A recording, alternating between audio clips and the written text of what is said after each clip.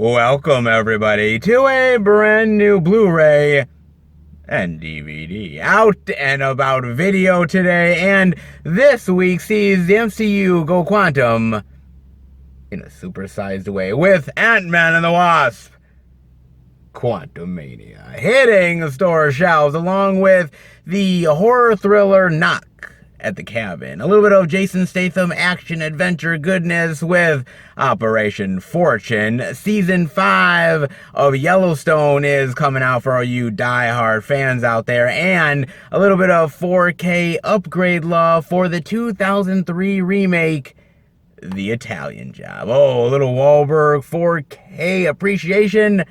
It can't be beat. Ooh, yeah, damn right. Plus much more. So let's go see the deals, exclusives, and we are at our first location, Walmart. So let's go in and see what they got.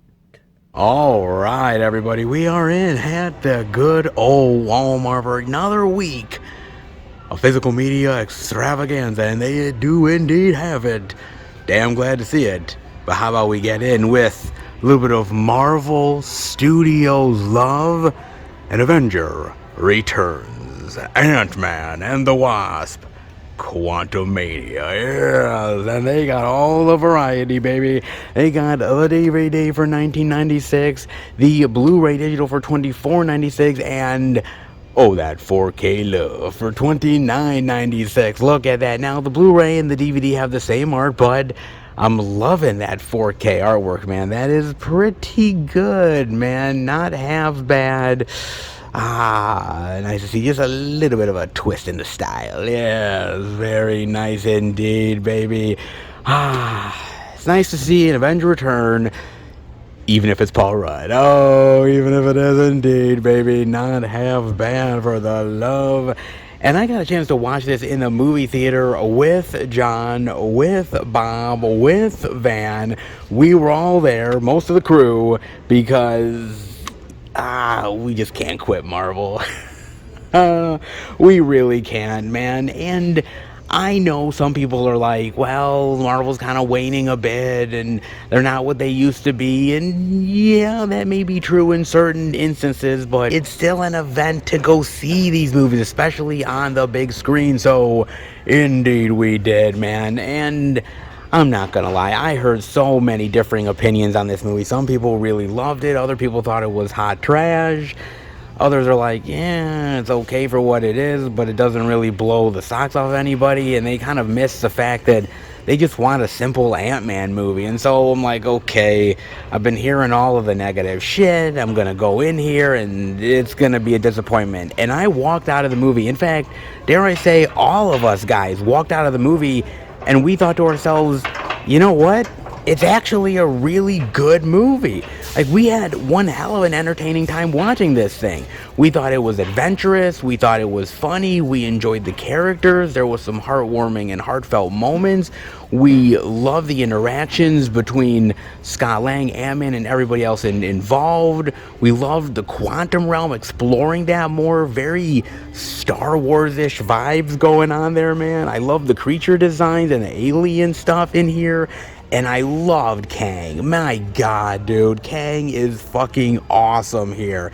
And this is one hell of an introductory experience for such a pivotal character going forward in the MCU, man. So, for me and the rest of the guys, we walked out of this movie like, I don't know what people are complaining about, because it's a really solid film.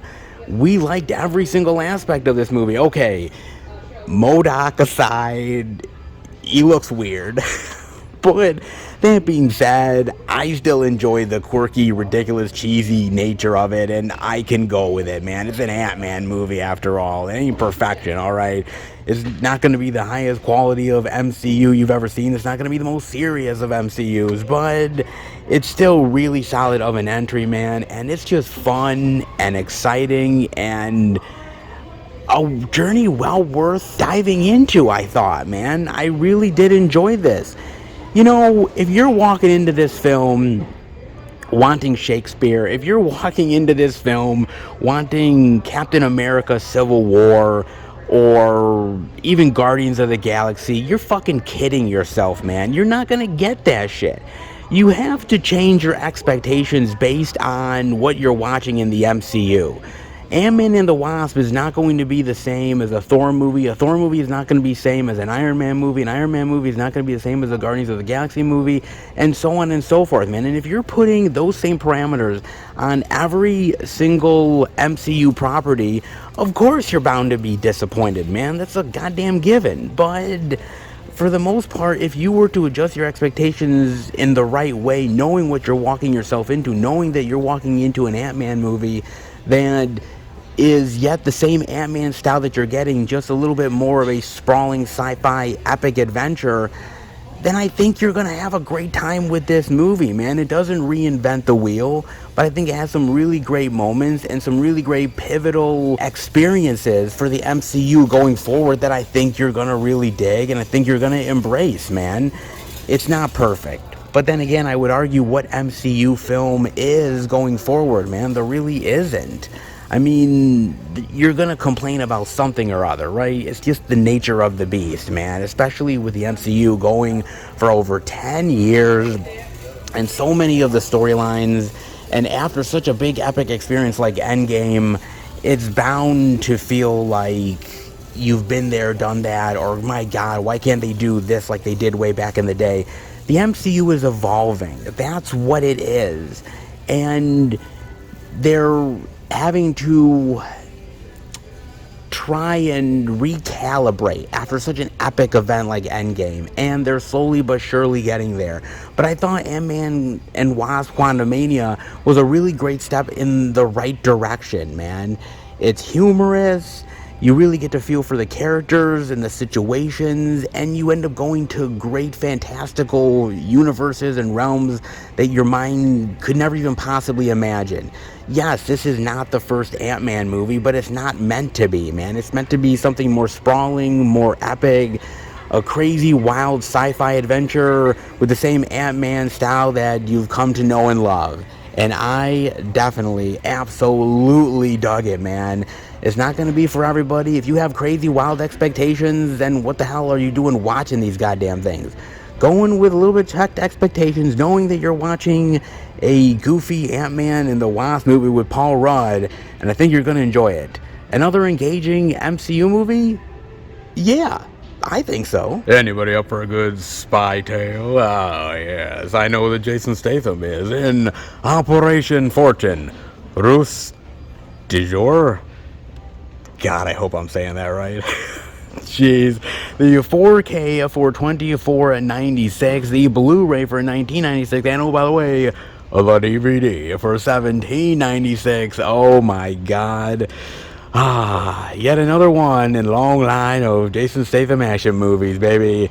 But is this one well worth it? Well, I watched it on Amazon Prime, and I was kind of curious about this movie. And I say curious because, to be honest with you, this movie was kind of bouncing around. At one point, it was supposed to go straight to DVD or streaming, and then it finally got a theatrical release, but kind of a short window theatrical release. I had heard mixed opinions. Some people really liked the movie, some people were a little lukewarm on it, and I was like, okay, that's all well and good, but I guess I gotta check it out for myself, especially with the cast here. I mean, come on, Statham and Aubrey Plaza, Josh Hartnett, Carrie Elways, Hugh Grant. I'm like, my God, man, that's one hell of a cast, and directed by Guy Ritchie. Dude, that's appointment watching right there. So I got to do this, man. And basically, it's about this MacGuffin, this briefcase that has been stolen. And this government agency hires Statham and his crew to sort of retrieve it, get it back, and all of the complications that go along with that, right? And I have to admit, once I started watching this, I started to think to myself, okay, man, this is like all the other ones I've seen before, right? Okay, there's this valuable item that government agencies are seeking, criminals want. It's going to disrupt the world and the economy unless we get it back in record time, right? Save the world. It's been done time and time and time again. How is this really going to be any different? And then I realized, oh my God, we are in the hands of a brilliant executionist in Guy Ritchie, and the actors are willing to go with this, and it's cheeky, and it's fun, and it's fast-paced, and it never stops. It just goes from one wild action, hilarious scenario to the next, and it has enough charm, enough likability, enough quirkiness and chemistry with the actors that you just fall in love with this movie. Yeah, does it all make sense? Yeah, does it all completely 100% fit together? Is there some plot holes? Yeah, but fuck it, man. We're doing one crazy wild action sequence, and you know, that bald-headed charm of Statham does the trick. Oh, it does indeed, man. It really does. I mean, dead serious, dude. I was having a ball with this movie, and just when I was wanting to sort of overthink a certain thing, there was this next fun action spectacle moment or really fun exchange between the characters that I just fell in love with, and I was like, oh yeah, that thing that I was kind of worrying about, that black hole complication, fuck it. You know, I was just going with it, man, and I was having a ball with this movie, and it just never let up. It was constantly entertaining. It was constantly fun. I had a big smile on my face every single moment of this film. The characters are engaging and intriguing and complicated and funny and devious, and man, it was a blast to watch this thing. I really had a lot of fun with this thing, man. I seriously did. I thought this was a blast to watch, and even though it's almost 2 hours long, dude, it never feels like that. I mean, seriously, when I was done with this movie, I felt like I had only been watching the movie for like an hour. It breezed by because it's just so engaging, and you're just loving the complications of trying to get this briefcase and the device and all the people that they're interacting with, and it's just so fun, man. It's so well done, so well made, and you could tell that they're just having fun doing this spy comedy action movie and just living it up, man. Going to the different locations and the costumes and the vehicles and the crazy action sequences. Man, they're having a ball with this thing, and so did I, dude. It is really, really fucking solid. It's one of those movies that you might have heard about, but you kind of passed on, and I was going to do the same. But, man, I'm so glad I didn't sleep on this, because it really is seriously that goddamn good, man. You've seen this movie a time or two so many times. I mean, geez, Mission Impossible does it every single movie. This is the same way, except you don't have Tom Cruise running for his life and trying to kill himself every single goddamn movie.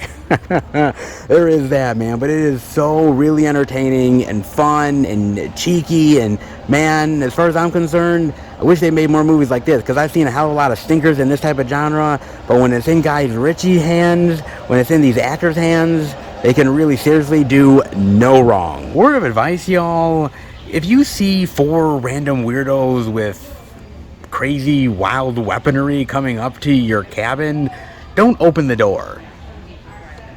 Probably for the best. Probably for the best indeed, with Knock at the Cabin, the collector's edition Blu-ray DVD digital for $22.96, a DVD for $17.96. Oh, a little bit of M. Night Shyamalan craziness. Well, perhaps. I got a chance to watch this on Peacock with the girlfriend, and at first she kind of didn't want to watch it with me. She's like, oh my god, is that a scary movie? I'm like, I think. I don't really know. The trailers kind of looked creepy. I mean, it might be worth at least watching. If it gives you creeps, hey, you can stop watching. I won't force you like I did some other films that I absolutely regret, but hey, we could try. And so she said, why not? Let's go. Let's see how it is, and well, we'll give it a go regardless. And so we did. And basically, it's about Batista's character, who ends up visiting this little girl at this cabin. She doesn't know him. They're introducing themselves to one another, and he's very foreboding and kind of creepy, and you're getting really bad vibes off of this dude. And he says he's got to do something really important, something that will be sad ultimately.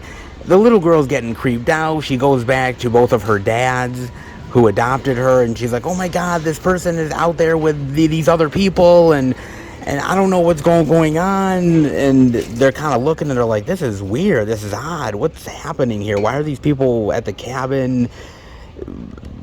weird circumstances. Who knows, man? And they basically are knocking at the cabin. They tell these men, they're like, we are here to do something very important. We need you to let us in. Of course, you know, if some random stranger says that to me, I'm probably not opening the door anyways. And they actually do the smart thing, not. But, you know, Batista's one big-ass motherfucker. So if you think you're going to stop him from getting through a door, yeah, you're sadly mistaken, man. So, yes, they end up finally getting in. They're trying to fight him real quick. That doesn't really work out so well. So they're tied up, they're gagged. And thus starts the movie where Batista says, oh, look, by the way, we're here to stop the end of the world, the catastrophe from happening.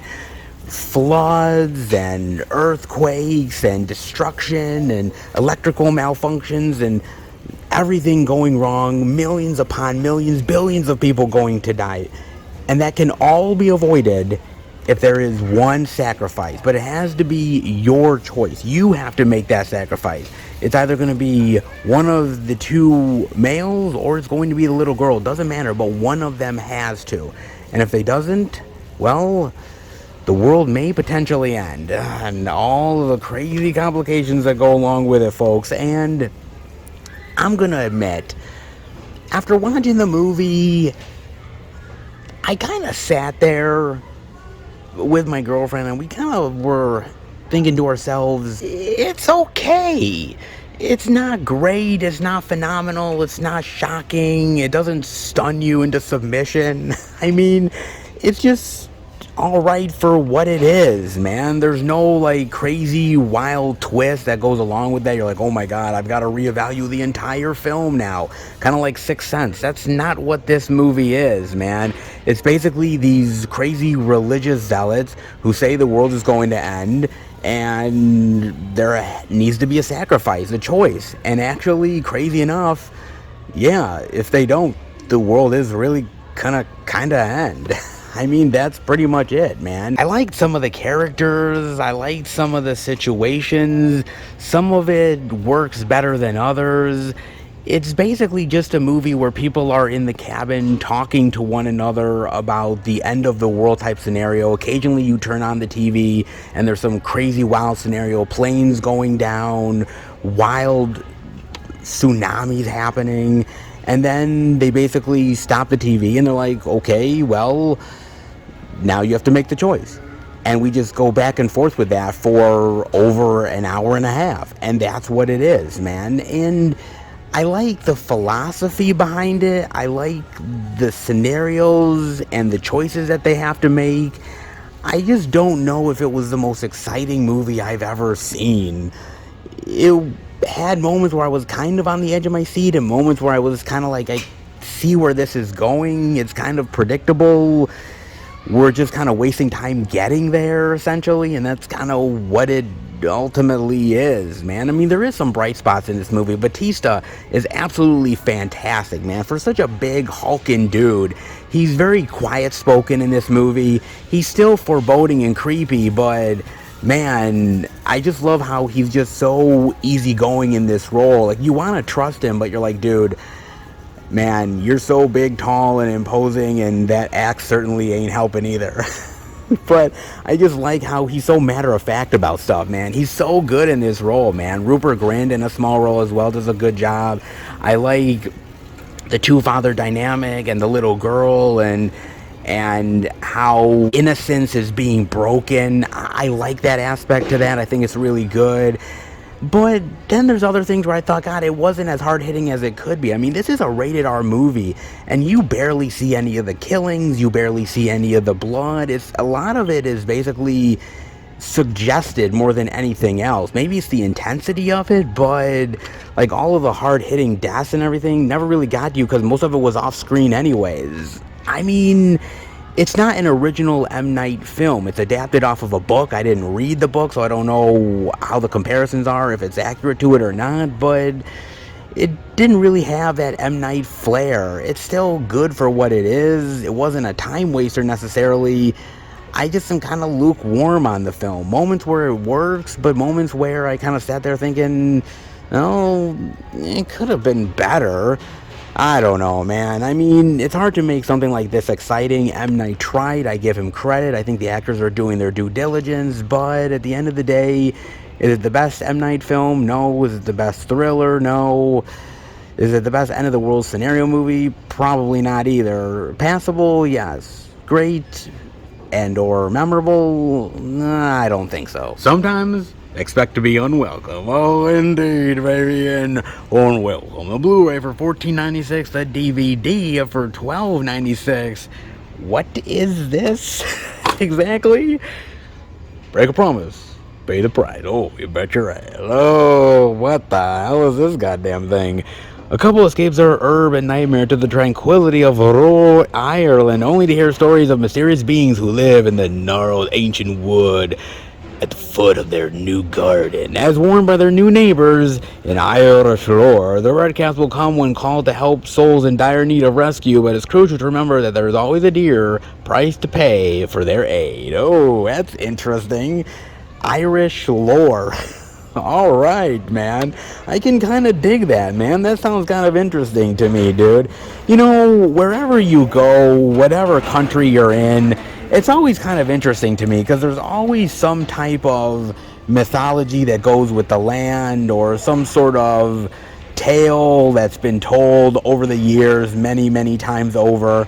And it sort of becomes legend and history and just part of the way of life itself, man. And this is kind of one of those things, man, where there's something in the woods and it's ominous, and if you ask for its aid, there's a price to pay. Like, I love that shit, man. I don't know if it's good necessarily. I mean, it might be. What the fuck? What the hell is that?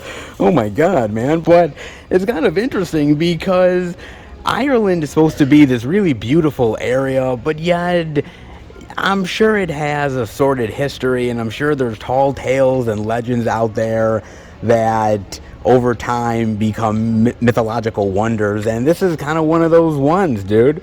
It looks interesting to me, fascinating, maybe a good hour and a half time waster, perhaps. I'd be down for it. Not bad at all for a little bit of unwelcome love. Oh, you can bet your ass on that. Not bad for that. But from mythological Ireland wooded creatures to the Western Heartland. Yes. In Yellowstone Season 5, the DVD for $19.96, the Blu-ray for $24.96, and my god, man, this many seasons in, it is still zeitgeist television, appointment event television, every single episode, still thrilling and dramatic. Well, at least that's what they tell me. Oh, congratulations to Yellowstone, because sometimes this far into a show, it kind of wanes a bit, but apparently not with this, man, not at all. And yet I have never seen a single episode still of Yellowstone to this day, man. I know y'all are gonna crack the whip on my ass. I get it. I'll get to it eventually. In fact, my girlfriend and her father ended up watching 1883. They've watched 1923. They've really liked those shows, and so they're kind of ready to dive into Yellowstone. And so maybe I might jump on board. Maybe. I don't know, man. But I give this show a lot of credit because, as I said earlier, there's a lot of shows that once you get to the 5th season, I think some of the interest has waned a bit. There's still some excitement. Some shows still really give you that energizing, oh my god, I can't wait to watch it feeling. But most of the time, that's not the case. But Yellowstone continues to prove that, man, if you make a show that's really intriguing, characters that are really dynamic, situations that you really feel for and are really sort of anticipating what will happen next, people will keep on coming back. That's just the name of the game, and they do it more and more with Yellowstone, and it works. Give them credit, man. And by the way, Kevin Costner ain't half bad either. Oh, he's definitely not, man. But just so you guys know, this is only the first half of season 5. This is not the complete 5th season, alright? They still have the other half of season 5 to actually film and show off to the wonderful fans out there. So if you're thinking this is the complete 5th season, you would be dead ass wrong. That's the one thing I don't like about this. I hate when they do that, where they're like, well, we're gonna put out half of a season set. I hate that shit, dude, because you know they're going to do part 2 of season 5 on DVD and Blu-ray, and then eventually they'll put out the whole season 5 on DVD and Blu-ray, and so it's like they're just really just going for your money in a big bad way, man. And you know, some fans will do it. I'm not one of them, but buyer beware, put it that way. But if you love Yellowstone, if you love the series, then it is a must buy. Hey, some television shows are better than others, and Yellowstone proves that rancher drama is actually pretty goddamn entertaining. Give them that, man.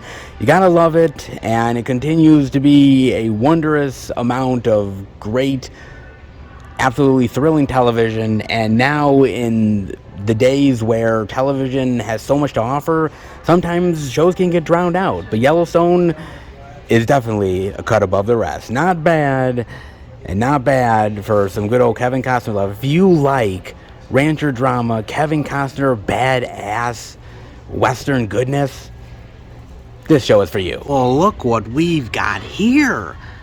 Damn, dude, took long enough, didn't it? Jesus Christ. Fuck, dude, we've seen the 4K at Best Buy, if you remember. I showed off the Digibook over at fucking Barnes & Nobles, and now the DVD here at fucking Walmart. Finally, dude.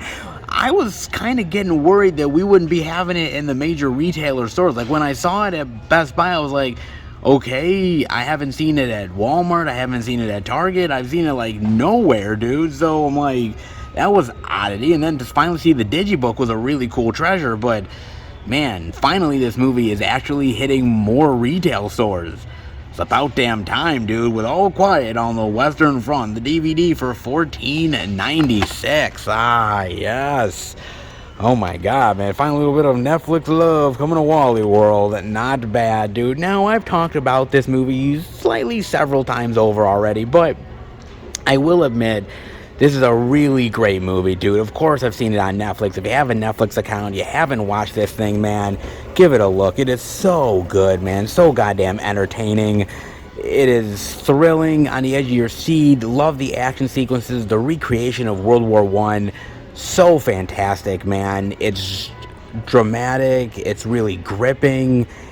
It really gets to you, and it's so well drawn out with the characters and dramatic. It's really just a very telling and well told film in every aspect. Of course, it's a remake of several other versions of All Quiet on the Western Front, but I think it does well to, yes, be a recreation of World War I and an homage to those other adaptations, but yet making it its own thing at the same time, man. I thought it was very, very well told, well directed, well acted, superb in every single way, man. So well done. I mean, I am a war movie aficionado, fan, buff, whatever you want to call it, man. But there is certain ones I really love. Like, I love World War II. I love the Vietnam War stuff. And now we're getting, as I've said before in previous videos, we're getting into the Iraq, Afghan stuff now. But sadly, there really isn't much World War I stuff out there, man. I mean, there really isn't if you truly think about it. Not as much as I'd like there to be. As far as, like, war movies are concerned, it's kind of forgotten, all things considered. I mean, 1917 is really fantastic, and I think 1917 is amazing of a war movie. And it's nice to see more takes on World War I, even though it might only be on Netflix, even though you probably didn't see it on the big screen. It is definitely 3 hours, and yes, 3 mega hours worth your time. Yes, there is some slow parts. Yes, there's moments where you kind of lose a little bit of interest, but for 3 friggin' hours, man, it's hard to hold your interest for that long. Very few movies are rarely able to do it for the entire runtime. It's not as good as something like a Saving Private Ryan, but damn, is it just as dramatic and just as gripping and really just tugs at your heartstrings and really just shows you the devastation of war and the glory of it. and the complications. So absolutely stunning and well worth your time. If you love war movies like I do, this is a movie well worth watching. Corn never looked so terrifying in Children of the Corn, said no one ever. Oh God, the DVD for $9.96. God help us all. God Christ help us all, please. Jesus, man, they made another. Fuck. Nothing ever really dies in the corn. Yeah, and neither does this fucking franchise, man. This is the 11th film in this motherfucker.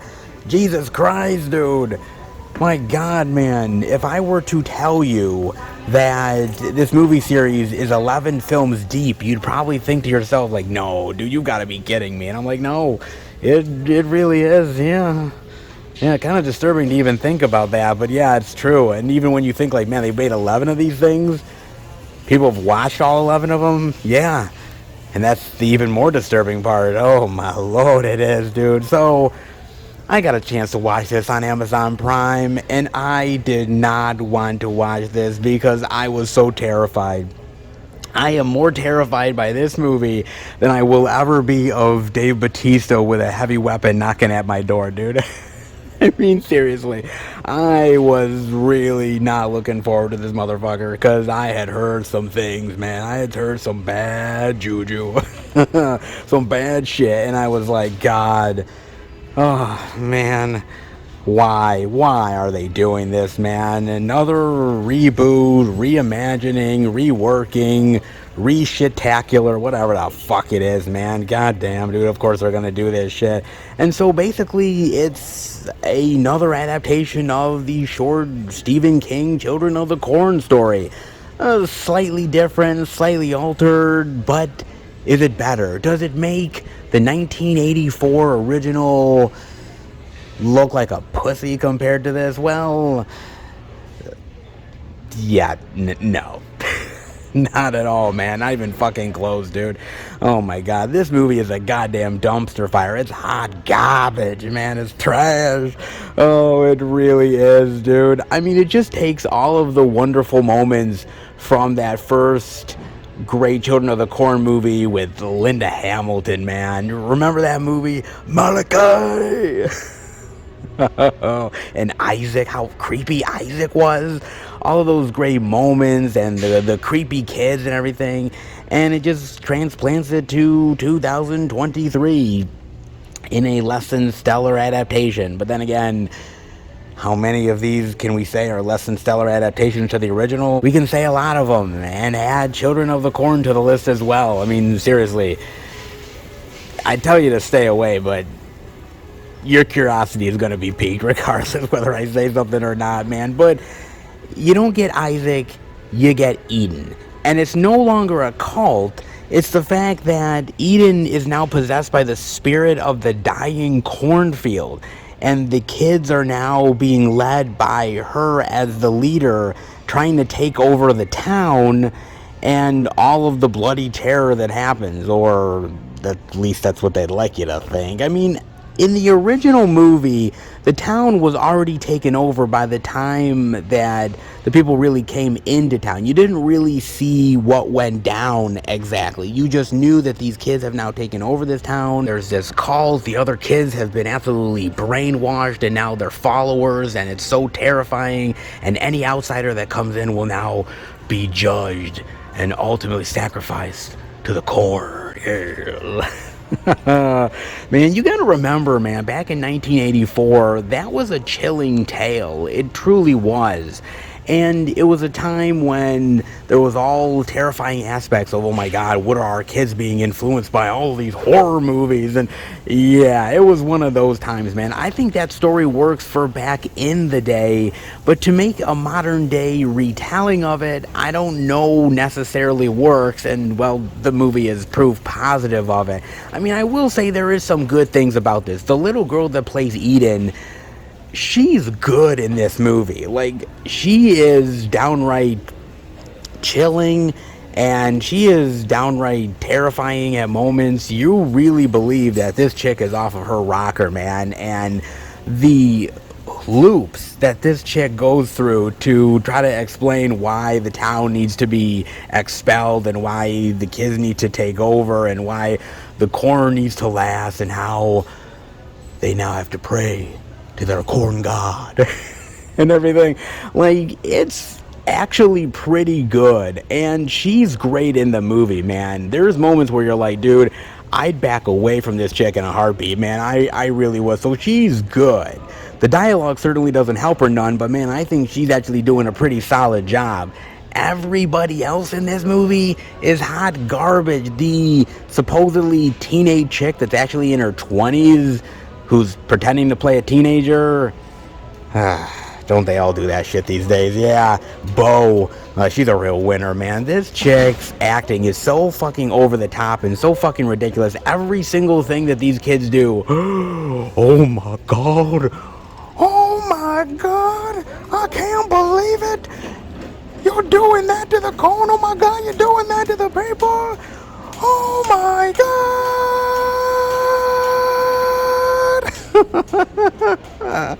Yeah, it's really bad. Dude, I've seen better acting in fucking Troll 2 of all things, man. Jesus Christ. That's really bad, dude. Holy shit. My god, man, if this chick doesn't get a Razzie, then somebody ain't doing their fucking job, man. I'm just saying, bro. Holy shit.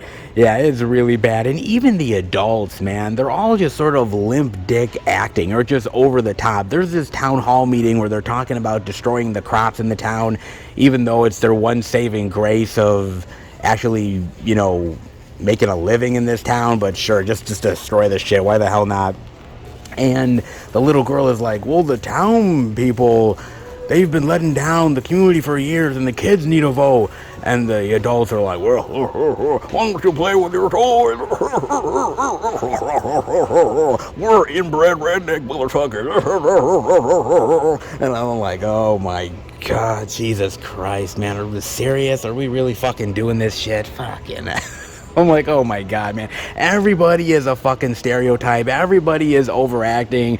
Everybody is just trying to be as terrible as the next motherfucker, and it's just god awful, dude. And don't even get me started on the kids. Oh god, the kids. Geez, at least in the 1984 original, you can kind of buy that the teenagers are menacing and kind of scary and terrifying, and you can kind of see how they could potentially take over a town, right, with a certain amount of cleverness, right? Sorta. Yeah, not in this version, man. These kids are barely out of diapers, dude. They're tykes. All right? I mean, how can these adults not take back their town? How? I mean, literally, there's a moment in this movie where the jail cell opens up and they take one of the adults out. Why aren't these adults bum rushing the kids? I mean, they have simple weaponry, like bow and arrows. I mean, that's it. Why aren't these people taking back their town? I mean, it's so asinine. I mean, are they that stupid? Well, they are dumb redneck hicks, so it kind of makes sense. Damn, they even give redneck hicks a bad name. Shit. Oh, they really do. Oh, it's so bad, man. I mean, there's even one sequence where there's this gigantic pit that the kids put the adults in, and one of the kids is operating the bulldozer. How do they know how to use this machinery? Maybe it's the power of the corn god? If that's even a thing, I don't know. So they're literally putting like a couple of shovelfuls of the bulldozer's worth of dirt on top of the adults, and somehow it kills them, and you know, somehow the adults don't realize maybe to try to climb or I don't know, try to move to the other side of the pit. Shit. Oh man, you know what, smart and clever is not something that you could use with this movie. Trust me, I've tried doing some sort of logic with this motherfucker. It ain't happening. Not anytime soon, dude. And don't even get me started on the CGI creature, dude. At least in the first movie, there's this cult that is praying to this corn god or something. You don't really see the god necessarily. It's all sort of maybe hinted at, but never really seen. No, you see it here, and let me tell you something, man. Dude, I've seen some bad CGI in my day, man. American Werewolf in Paris, I've seen some shit. Alright? I've seen some bad CGI, man. Sharknado, dude, forgive it all, baby. Forgive every single one of it, because this might take the fucking cake, man. This corn god, what's ever living in the goddamn cornfield, it is a goddamn joke. Once they show this creature off, all it is basically corn husks strewn together to make some sort of weird Groot-like corn monstrosity, man. You know what? I'm sorry. I can't even really call it a monstrosity, because that is really kicking the teeth out of actually great creative monsters. There is no creativity in this bitch. It's lame as shit. Dude, literally, somebody put a fucking drawing in front of a kid and scribbled, and that's the design they fucking made on this goddamn thing, dude. It's so terrible. It's not a corn god. A god is supposed to be powerful and actually look strong and intimidating. This thing is a goddamn mess, dude. It's no longer a god. I'm not calling it a fucking corn god. It's now officially called Cornholio. That's what it is, man. The Cornholio. That's what it is. And I even hate saying that, because I'm kind of kicking the teeth out of Beavis and Butthead. I'm sorry, guys, but I gotta call it something, and Cornholio's the best I got. Oh, fucking hell, man. That is a goddamn embarrassment. That is shit piled on top of more shit. Dude, that was such a disappointment. I saw that thing, I'm like, man, you might as well just not even show the thing in the first place, because it might have been better had you not even done that. Just hinted at it, because, dude, if you're not gonna actually make something really unique and interesting and scary, then get the fuck out of here, man. And don't even get me started on the end of the movie and all the complications of, we're gonna burn the cornfield, but we barely burn it, and the girl that goes into the cornfield with Cornholio doesn't really die. She gets brought back to life because the corn resurrects her at the end in another weird CGI monstrosity where her face is burning off, but yet corn is coming out of her body. Why? What the fuck is happening? Do I even give a shit? Oh my god, man. This movie, dude, from top to bottom is fucking terrible. It deserves to go in the goddamn trash can. Every single fucking copy of this, dude. Is it as bad as Jeepers Creepers Reborn? No, and that's probably the best compliment I can give it. But dude, it ain't good, man. It is one of the worst reboots, remakes that I can possibly ever imagine. It is unmemorable. It is downright unforgivable. It is just a gigantic turd burger to the nth degree, man. This series wasn't exactly the most memorable series in the first place, and the original is not exactly the best Stephen King adaptation ever. If you really think about it, I don't think it would even rank in the top 10, but it was good for what it was. Decent. But this is anything but, man. It is just limp dick to the nth degree. Even the kills. Man, they couldn't even get that shit right in 2023. Man, they really limped across the finish line with that shit. Most of it is just suggested or it's off screen.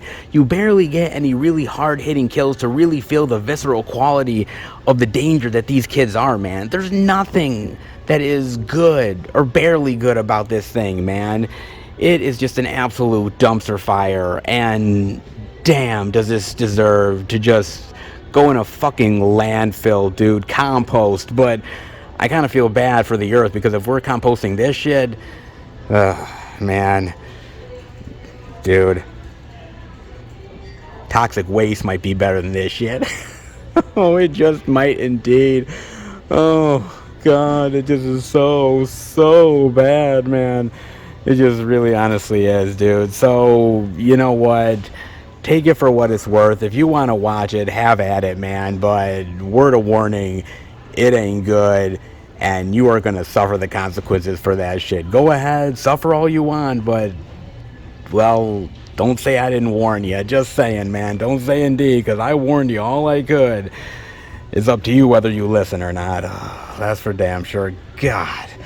You know, some series just need to die. And this is absolutely one of them. Damn, dude. I never thought I'd be talking about the 11th film in a Children of the Corn franchise, and now that we're here, I wish I didn't. Fuck. Fucking hell, dude. What a goddamn embarrassment, disappointment, and an abomination of a horror film that sets back the Children of the Corn franchise, which, Jesus, I never thought I'd ever say that in my entire life. Fucking hell. If they ever make more Children of the Corn movies, at least the good news is they can't get any worse, right? Oh, God, let's hope. Oh, shit, man. Again, buyer beware. It's your money. I've already rented the damn thing. I've learned. That's for damn sure, man. But hey, speaking of the physical media law, that is definitely something worth being celebrated, and they definitely have the goods, that's for damn sure. And I'm definitely liking the odds. Let's see if there's anything else worth checking out. And there damn sure is. Oh, there's the new release of that has some of the indie gold. Because why wouldn't Walmart have all the indie weirdness? Well, at least one of the Walmarts does. Yeah, let's dive in, baby, with... You know, one day, I definitely wanted to be a lion, because one day as a lion ain't half bad. The DVD for $12.96. What is this? Ooh, look at that. You got Scott Conn, Frank Grillo, J.K. Simmons doing his best cowboy impersonation. He's kind of pulling it off. You never forget your first hit. Oh, do we now? Oh, man, what the hell is this? One day is a line in the story of Jackie Powers, a nice guy and lousy hitman who's sent to take out a crafty debtor, J.K. Simmons, but only pisses him off. Fleeing the scene, Jackie takes bored waitress Lola as a hostage, revealing he needs money to get his son out of jail. As Lola cooks up a scheme for them to get cash from her dying mother, a thug sent to kill Jackie is sleeping with the man's axe. What the fuck? What the hell is this thing, man? Jesus, this is kind of weird and quirky and interesting, and damn, I'm kind of liking the cover. Holy shit, man, that looks really vibrant and colorful and kind of badass, man. I don't know about the synopsis because it's kind of weird, but then again, there is some weird hitman movies out there, so I guess add another one to the bunch. Dude, I like a good quirky hitman movie, kind of like Grosse Point Blank. You remember that with John Cusack and Dan Aykroyd? That's so good, man. And there's even one with Wahlberg from back in the day. I can't remember for the life of me the name of that movie right now, but it's got Lou Diamond Phillips in it. It's so good. It's kind of a good little comedic hitman movie that I kind of liked, man. It's not bad. So there is some ones that I do kind of dig. I love J.K. Simmons, man. J.K. Simmons is a fucking treasure. I love him as an actor. Frank Grillo, badass. Scott Conn, haven't always liked Scott Conn. Liked him in the Oceans movies, but he barely really made an impression of him. He's okay at best, but I'd see a movie with a badass J.K. and Frank Grillo. That's for damn sure, man. Not bad. A little bit of assassin comedy gold.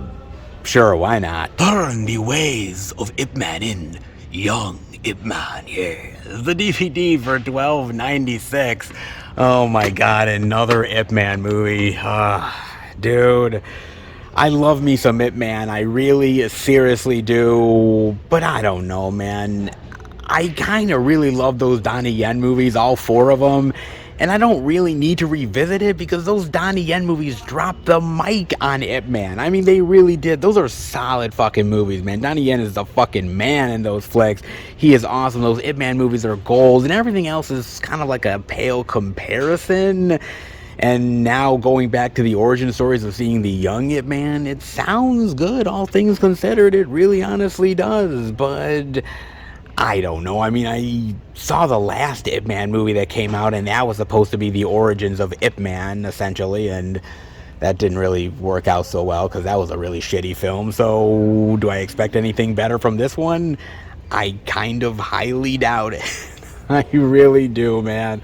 I don't know, man. I mean, once you have Donnie Yen as Ip Man, and those four movies are fucking amazing as they are, everything else is just kind of generic. Right? Yeah, kind of. There is some really good Ip Man stuff in between the Donnie Yen things, but few and far between, man. And it just kind of feels like they just want to continue this for the sake of continuing its sake. Anything to sort of keep it going just a little while longer, to squeeze just a little bit more cash out of that Ip Man property. Maybe it's good, maybe it's bad, maybe I'll check it out eventually, but for the time being, I'll stick to the Donnie Yen love, because this Ip Man has nothing, and I mean nothing, on my man Donnie. Sometimes when you're older, you just make amends by wanting to kill somebody. Hey, that's old age for you. And moving on, the DVD for $12.96, Lily Tomlin, Jane Fonda. Oh, yeah. So, man, I knew I had to watch this. As an old school movie fan, as an old school lover of cinema, Lily Tomlin and Jane Fonda, that's my jam. I watched so many movies over the years with my mother, who was a big fan of these ladies.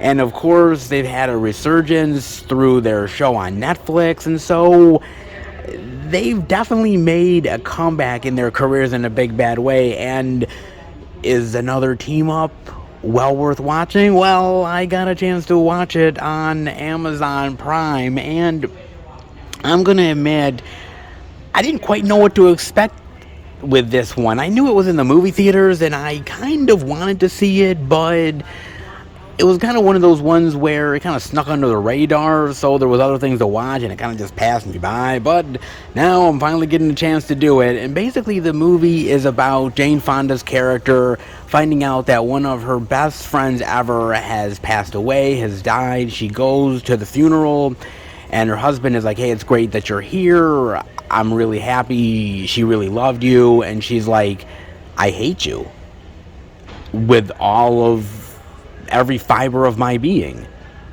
and I am going to kill you for what you did. I mean, she literally says that at the fucking funeral, man. I mean, my God, dude. And I'm like, what the hell happened? And of course, she ends up reconnecting with her other friend, played by Lily Tomlin, and they are starting to scheme about killing Malcolm McDowell. And I'm like, what the hell did Malcolm McDowell do?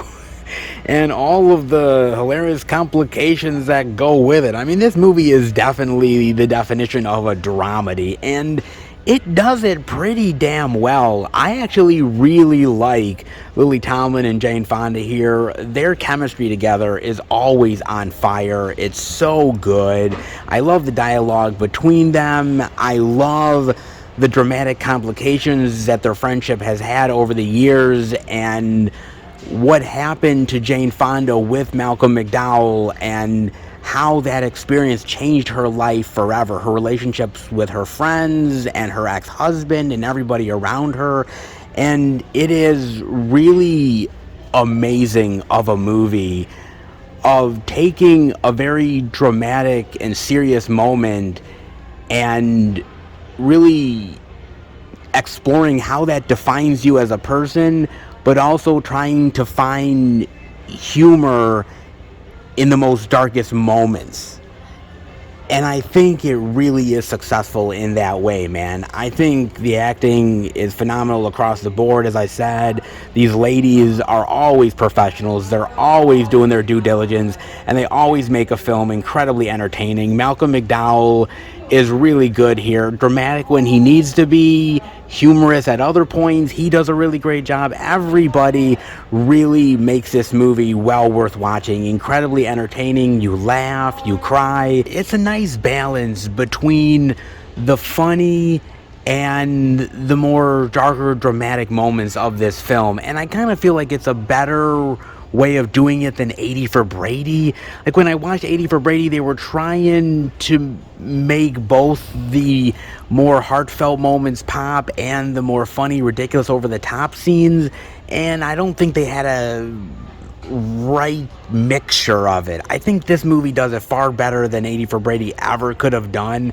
And I think, yes, you do have some of those more outlandish moments, but they're really few and far between, man, and they more serve the story than anything else. They're not just there for the sake of being there to just be ridiculous. They actually have an absolute purpose, and they mean something for these characters and for the story. And it's just a really great exploration of your past coming back to haunt you, good and bad, and how it affects you and everybody else around you and the repercussions of that. And I think it's absolutely amazing. The messaging is phenomenal. There's not too much of over-the-top humor, and there's just enough of the more serious moments to really make you feel for these characters and their circumstances, and really get the emotionality out of the scenes and out of these characters, and really make you feel something when they really tell you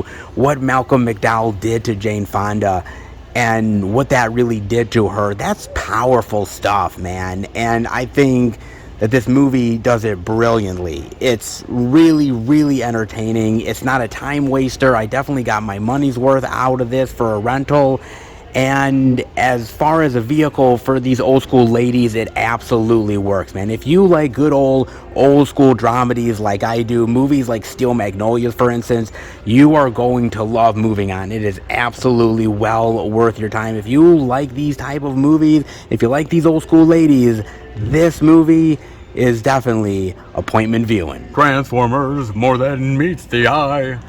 In animation form? Ooh, interesting. Season 1, episodes 1 through 10 from Nickelodeon for $12.96. I didn't even know that they made new Transformers animated television gold. I didn't know this, man. Then again, I'm gonna be honest, as a 40-year-old, I don't know if I'm supposed to know. Unless I have kids, then maybe so, but I don't, so maybe it's better that I don't know exactly.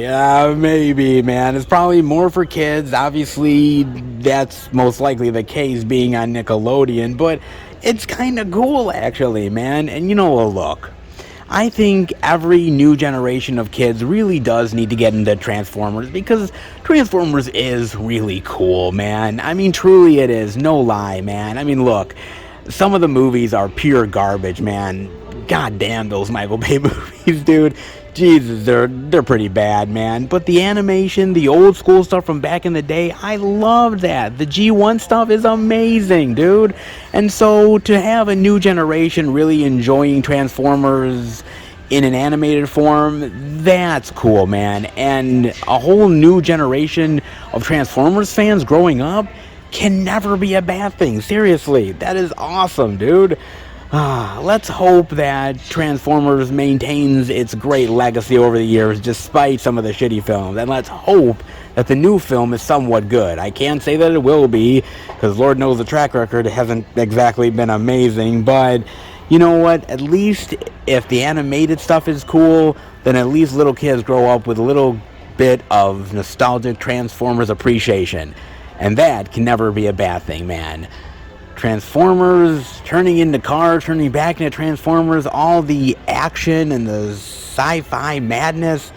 To be a kid again, those were good days, man. And hopefully the kids are enjoying it just as much as I did back in the day. Not bad for a little bit of Transformers love on Nickelodeon, no less. Damn, dude.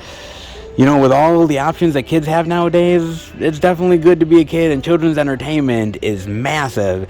And it's good to see Transformers definitely getting into the love. If you're gonna go to war, do it Space War style, baby. Yeah, Space War's quest for the Deep Star. Oh my god, what the hell is this?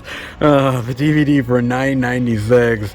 Oh, Michael Parr, what happened to you, baby? Oh my lord. Ay, ay, ay, man. Death is reversible, but at what cost? Then again, I could say the same if you probably watched this movie. Oh, man. In 2980, damn, a long time from now, death is reversible using a blue liquid called essence. Space scavengers Kip Corman and his daughter Taylor seek to bring back Kip's deceased wife.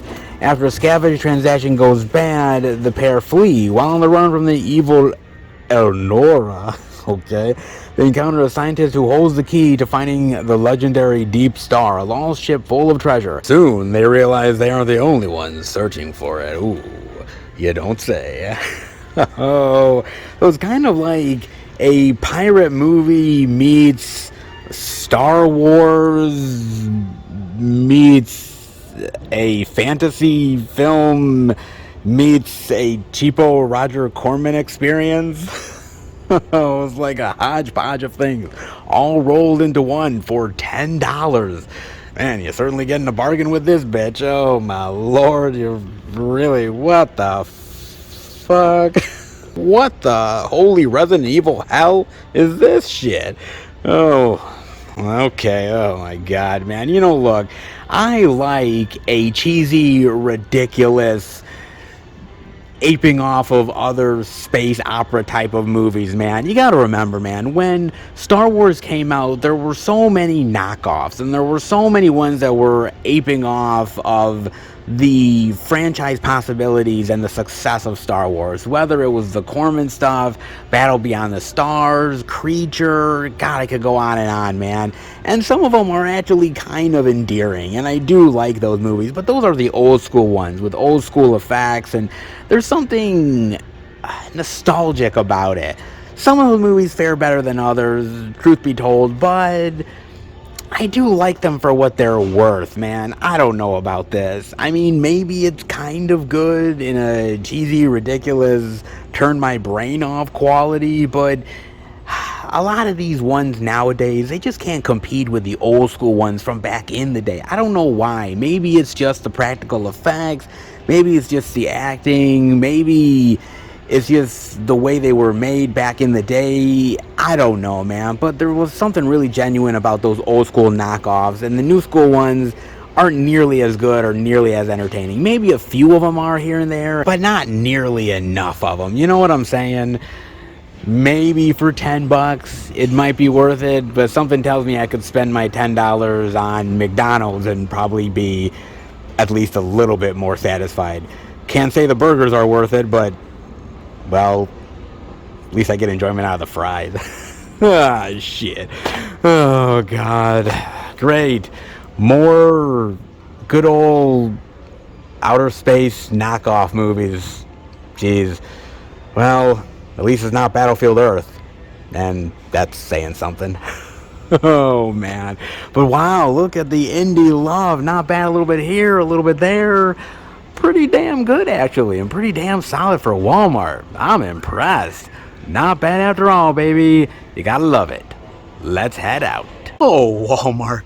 You definitely know how to get to a man's heart by showing off the physical media love. Oh, you sneaky devil.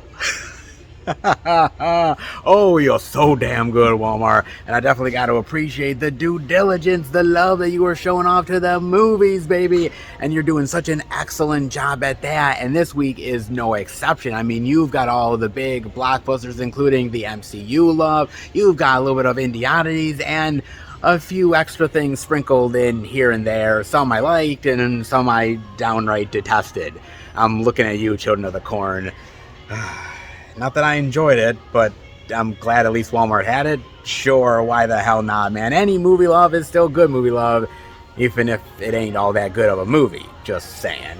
Just saying indeed, man. But hey, I'll take what I can get. And Walmart is definitely showing off the movie appreciation, the physical media goodies. And that can never, and I mean never, be a bad thing. I appreciate it. I know you certainly do. But we've been here at good old Wally World enough. We've seen all of the physical media adoration. But I'd like to see what else is out there. So how about we get it moving? All right, everybody. We are at our second location, Target. But before I go in, I got to talk to you guys about something. And you know, I love the old generation. I really do. Truly, sincerely, I do. But sometimes I'm not going to agree with them on everything. And sometimes maybe they kind of put their foot in their own mouth. Just a wee bit. Just a wee bit indeed. Kind of like Richard Dreyfuss. Well, kind of has a point, and then he just kind of just ruined it really fast. From Joe Blow, Richard Dreyfuss bashes Academy's inclusion rules. Let's dive in, shall we? In a recent interview on PBS's Firing Line with Margaret Hoover, Richard Dreyfuss blasted the Academy's inclusion rules, and he wasn't holding back. It's an art. No one should be telling me as an artist that I have to give into the latest, most current idea of what morality is. What are we talking about here? What are we risking? Are we really risking hurting people's feelings? You can't legislate that. You have to let life be life. I'm sorry. I don't think there is a minority or a majority in the country that has to be catered to like that. The new rules are meant to ensure that there are more on-screen depictions of underrepresented people and themes, key production members, feature minority groups, and more. Richard Dreyfuss shifted to a bit more controversial statement, suggesting that he has no problem with approaches like blackface. Laurence Olivier played a black man brilliantly in 1965 Othello. Am I being told that I will never have a chance to play a black man? Is someone else being told that if they're not Jewish, they shouldn't play in The Merchant of Venice? Are we crazy? This is so patronizing. It's so thoughtless and treating people like children. Wonder who had to break the news to him that he wasn't gonna be the new Blade. Sorry, Richard. While Richard Dreyfuss has taken a strong stand here, those who think he's got enough experience in the business to know what he's talking about should remember that he's also the guy who once said of the shark in Jaws, they should put the money into CGI to replace the beast and make it come alive. Yeah, this is why no one really listens to you, Richard. Just saying. Just saying indeed, man. Shit. Oh, you were doing so good there, and then you just had to sneak in that whole blackface thing. Dude, what were you thinking? Oh, my God. Some people just don't know when to quit while they're kind of ahead. Apparently not. Okay, look. I am kind of two minds of this when it comes to the whole inclusion rule and setting up new standards for the consideration of award season. On one hand, my thought is, okay, if it ain't broke, don't fix it, right? I mean, it's been going on for literally decades upon decades upon decades, the same rules, and if it's a good movie, it's a good movie. Doesn't matter if it's got an all-black cast, an all-white cast, Hispanic, Asian, gay, straight, trans, bi, it doesn't matter to me. As long as it's a good movie, it should get considered by the Academy. Having these extra rules involved, okay, so if there's a really great movie out there that's a really award-worthy and really deserves recognition, if they don't have these rules attached to it, then you're saying that they're just not even considered? I don't know if that's technically fair. Just saying, man. But at the same time, I'm also like, you know what, look, Hollywood has been a place where they haven't really been treating minorities the best over the years.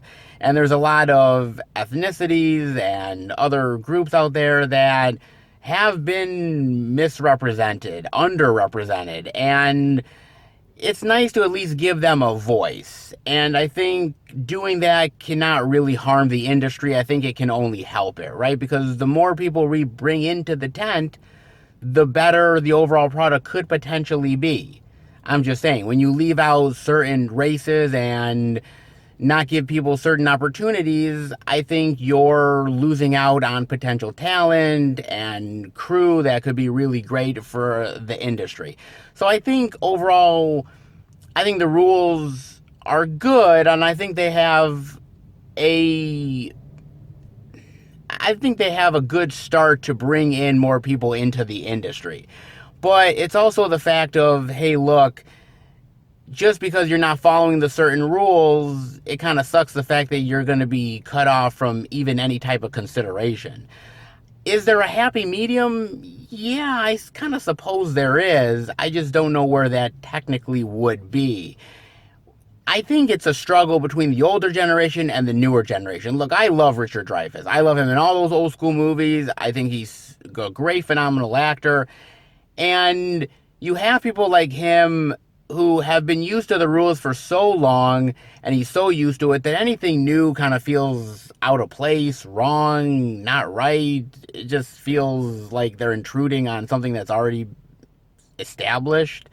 At the same time, the newer generation feels like, look, we should be able to have new rules. We should be able to have a breath of fresh air. Why do we have to do everything that the old generation does and just continue that same trend? We have to build on our own legacies and our own institutions and not continue to do everything that just the old folks did way back in the day. So I see both points of views. I get it. I understand it. Look at the push and pull, man. Look, when I get older, there are certain things that I will do or like or have done that is going to be changed and morphed and twisted, and I'm not going to like it, but I'm kind of going to have to go with it. And look, it would be different if Richard Dreyfuss was like this big, still Hollywood influential actor in the industry. He's really not anymore, guys. I mean, he hasn't made a really popular film in a really long bit. And so, does he really have the most influential voice in the room? I mean, it's nice to hear from him. He's an Oscar winner. He definitely has a right to say his opinion, and I appreciate it, but he's not a Tom Cruise. He's not some of these older actors that still have a really great place within the Hollywood system. So his voice gets drowned out a bit. He still has a point. He still has reasonings that I respect and understand, but if it came from somebody a little more prominent, maybe it would get a little bit more traction. It's still getting traction, don't get me wrong, but I think a lot of people are just being like, dude, he's cranky and he's just old, and you know, he's just withering away slowly but surely and getting pissed off at it. It's pretty much what it is, man. Look, you can't satisfy everybody at the end of the day. Can you get close? Sure, but somebody's bound to get pissed off. But I think inclusion is never a bad thing. But to just erase a movie because they don't actually have all the requirements is not good either. Maybe we can figure out a way to have the best of both worlds. I'd like to think that, but, well, we have the grumpy old folks and we have the newer generation that, you know, doesn't really listen either. So, well, yeah, good luck with that. Good luck with that indeed. Let me know what you guys think about this. Do you think he has a point? Do you think he has an understanding? Do you think it makes sense, or do you think it's just the rantings of an old man and that, hey, inclusion is a good thing, and if you don't follow the rules, then why should you be part of the crowd? Definitely let me know, guys. But what about the physical media goodness? We know Walmart had it, but what about Target? How about we go in and check it out? All right, everybody, we are in a good old Target, and it looks like I'm seeing some new release goodies.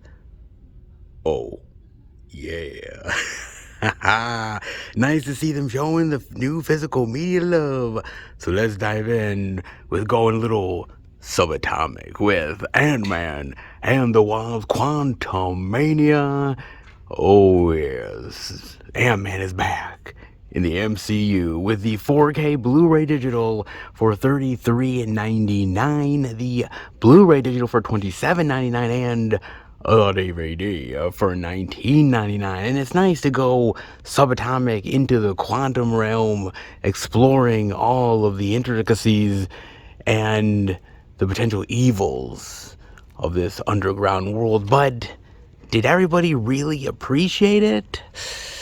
Yeah, see, that's really the thing about this, guys, because I think a lot of people just wanted a basic standard Ant-Man movie. They didn't want what this movie really gave them, which is this sprawling dissection of the quantum realm and introducing Kang and really being the linchpin to a lot of what the MCU is going to do in Phase 5 and beyond. And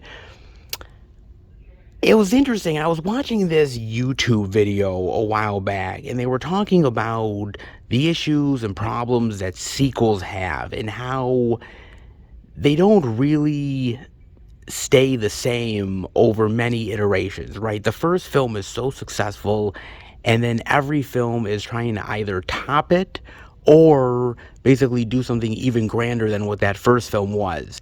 And if they only kept with the same premise and simplicity of that first film, every sequel would be just as successful as that first film. They go way too over the top, dive further into the mythology, and ultimately change what the dynamics are. Because, you know that old saying, if it ain't broke, don't fix it? Yeah, sequels tend to try to go further than what maybe people want or what the premise is, and sometimes ultimately fail. Now, whether they fail or succeed is a whole issue unto itself, but I am gonna kind of push back a little bit on this, because in some ways, a series has to evolve over time. You can't have the same film over and over and over again and expect the same results because that's not going to work, man. You look at something like The Terminator, right? I love that first film.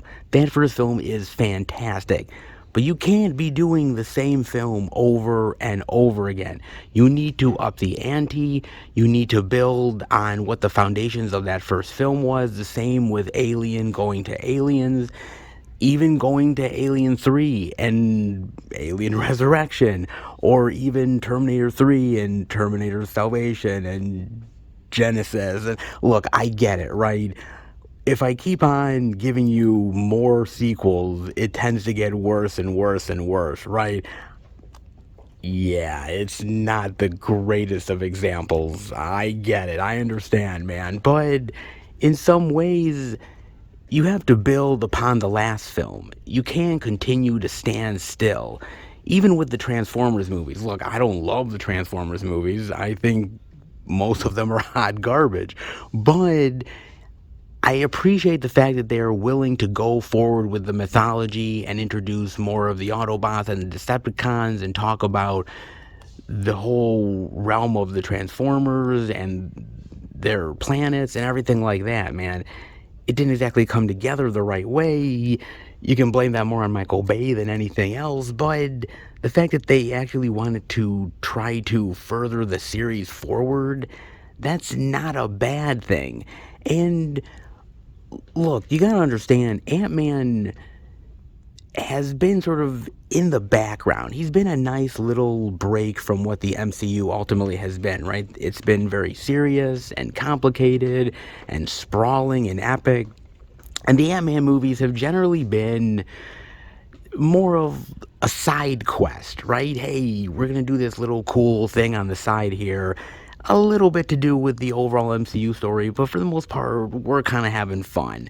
But I think what Kevin Feige wanted to do, I think what Peyton Reed and ultimately Paul Rudd, everybody involved, they realized, look, we have the quantum realm. We've slightly showed it off a little bit in the first film. We explored it a little bit further in the second film, and now in the third film, let's just go for broke, man. Let's just really do this and really go full tilt into this madness and really make this a big epic piece of the MCU going forward, of this character Kang. And I actually think that was a smart play. You can't make the same Ant-Man movie over and over and over again, especially as we're getting further into the MCU, further into the mythology of the stories, further into the characters and the serious threats, and you need to up the ante. And that's ultimately the thing with sequels. Whether you like them or not, whether they work or not, you can't blame them for trying to up the ante even further, man. Even with like Die Hard, right? Die Hard, a very simple story, right? Die Hard 2, a little bit more complicated. Die Hard 3, oh yeah, he's fighting the brother of the villain from the first film who's getting revenge on John McClane. Okay, I get it. And then it goes even more crazier and wilder, and oh my god, they're in Russia and his son is in trouble, and it just goes wacky and crazy and insane. I get it, man. And in some ways, maybe they go too far astray. And you wouldn't be wrong in saying that, but for the most part, I don't blame sequels for trying to think outside the box. I don't blame sequels for trying to reinvent the wheel. You have to. You just can't stand static. And that's ultimately the thing about it, man. And when you do, ultimately, I don't think it benefits the franchise either. When Tony Stark announced that he was Iron Man, there is no going back. You can't make the first movie again. There needs to be bigger threats and bigger issues and more complications for him. You can't make that same movie again. When Spider-Man ends up dipping his toe into the larger world of the MCU, you can't make Spider-Man Homecoming for a second time. It needs to get more complicated. The threats need to get bigger and more dangerous. And that's with any franchise. You need to continue the up the ante. You need to continue to service the story and have bigger stakes every single time. It's for so many franchises, whether we're talking about John Wick, Fast and the Furious, The Matrix, I mean, Back to the Future, so many of them, right? And yes, you can argue that some of those sequels are better than others. You can argue that, well, they weren't as creative this time around as the other time, or maybe they were too ambitious. It's a lose-lose situation. If you make the same film over again, they're going to call you lazy and lifeless and uninspired. If you go bigger and crazier and more outside the box and it doesn't quite hit the way fans want, people will say, it was okay, but kind of lost the magic, the specialty from the first film. So in essence, you can't win. And there's very few movies that really hit that sweet spot. Most of the time, people are complaining about something or other. It's not like this, or it's not like the previous film, or didn't have that great moment from the last film that I really like, and vice versa. And you can't please everybody, man. You just got to go for it. And most of the time, you're gonna have to expect failure. I mean, you can do the same film over again if you want. Movies have done that, like Jurassic World, that was pretty much making Jurassic Park all over again.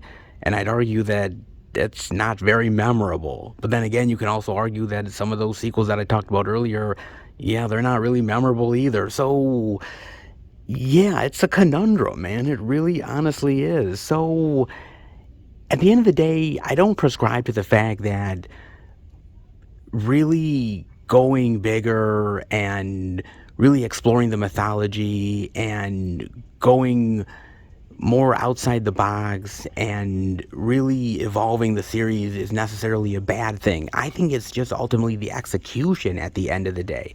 That's what's really the biggest issue, is whether you can execute it the right way in order to make it a better film within the franchise.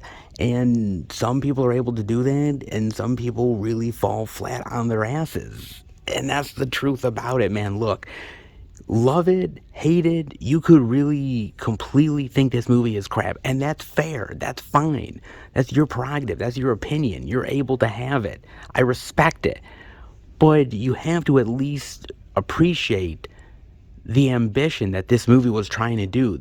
That they were trying to say, look, we love Ant-Man, we love Paul Rudd, we love the comedy. Let's keep that.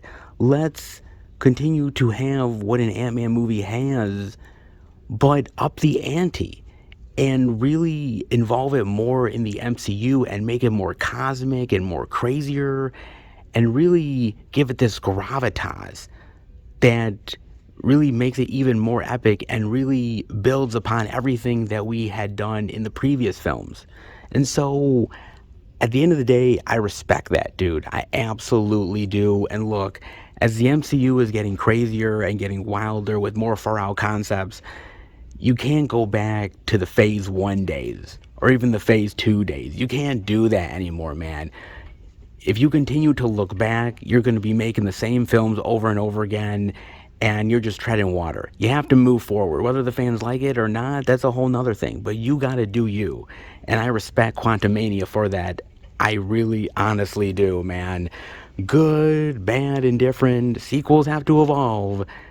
And even Ant-Man does as well. It's all about the land and the legacy.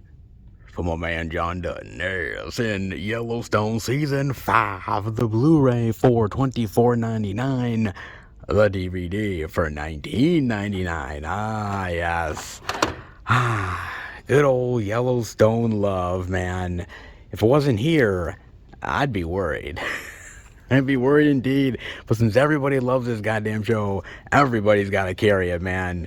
It doesn't matter because Yellowstone's a hot seller, man. If you don't have this in the stores, man, you be missing out on sales, baby. That's for damn sure, man. You truly are, dude. Wow, man. But ultimately, will John Dutton survive Yellowstone? Will it survive the series? And the reason why I say that is because I don't know whether you know this or not, but Kevin Costner is in a big argument with the series creator and is basically battling for creative decisions on the show, more money. It's not like he's making bank already, because he really is, man. I mean, seriously, if you look up how much this guy's salary is per episode, man, I won't even make that in a goddamn lifetime. All right, seriously, man. And he's asking for more money. But then again, he is the star of the show after all. So there is something to be said for that. Now, I know some people are like, hey, there's a lot of great characters.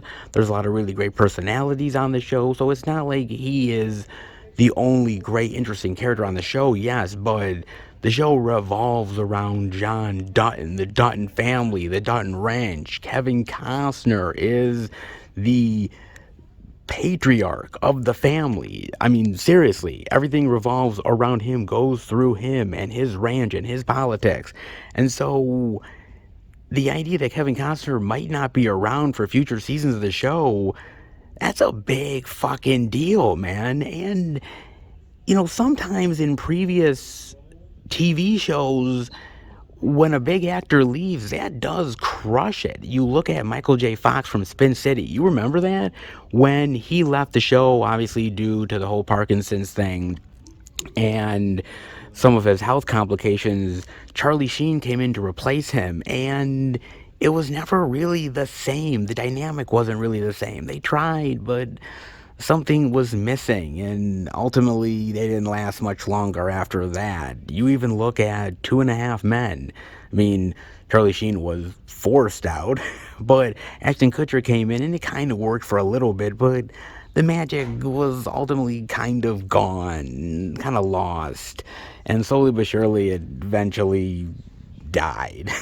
All right, and not really as good as it once was. But then again, you look at somebody like William Peterson leaving CSI, and yeah, that's a big loss for that show, but they actually rebounded in a really great way. So that loss wasn't as epic as other people might tell you. So I guess it all depends on the show. It depends on the dilemma, the dynamic, and whether you can rebound. I'm not saying that Yellowstone can't rebound, because you have some amazing characters, some amazing actors, some amazing storylines, and so it's not like this show can't do it.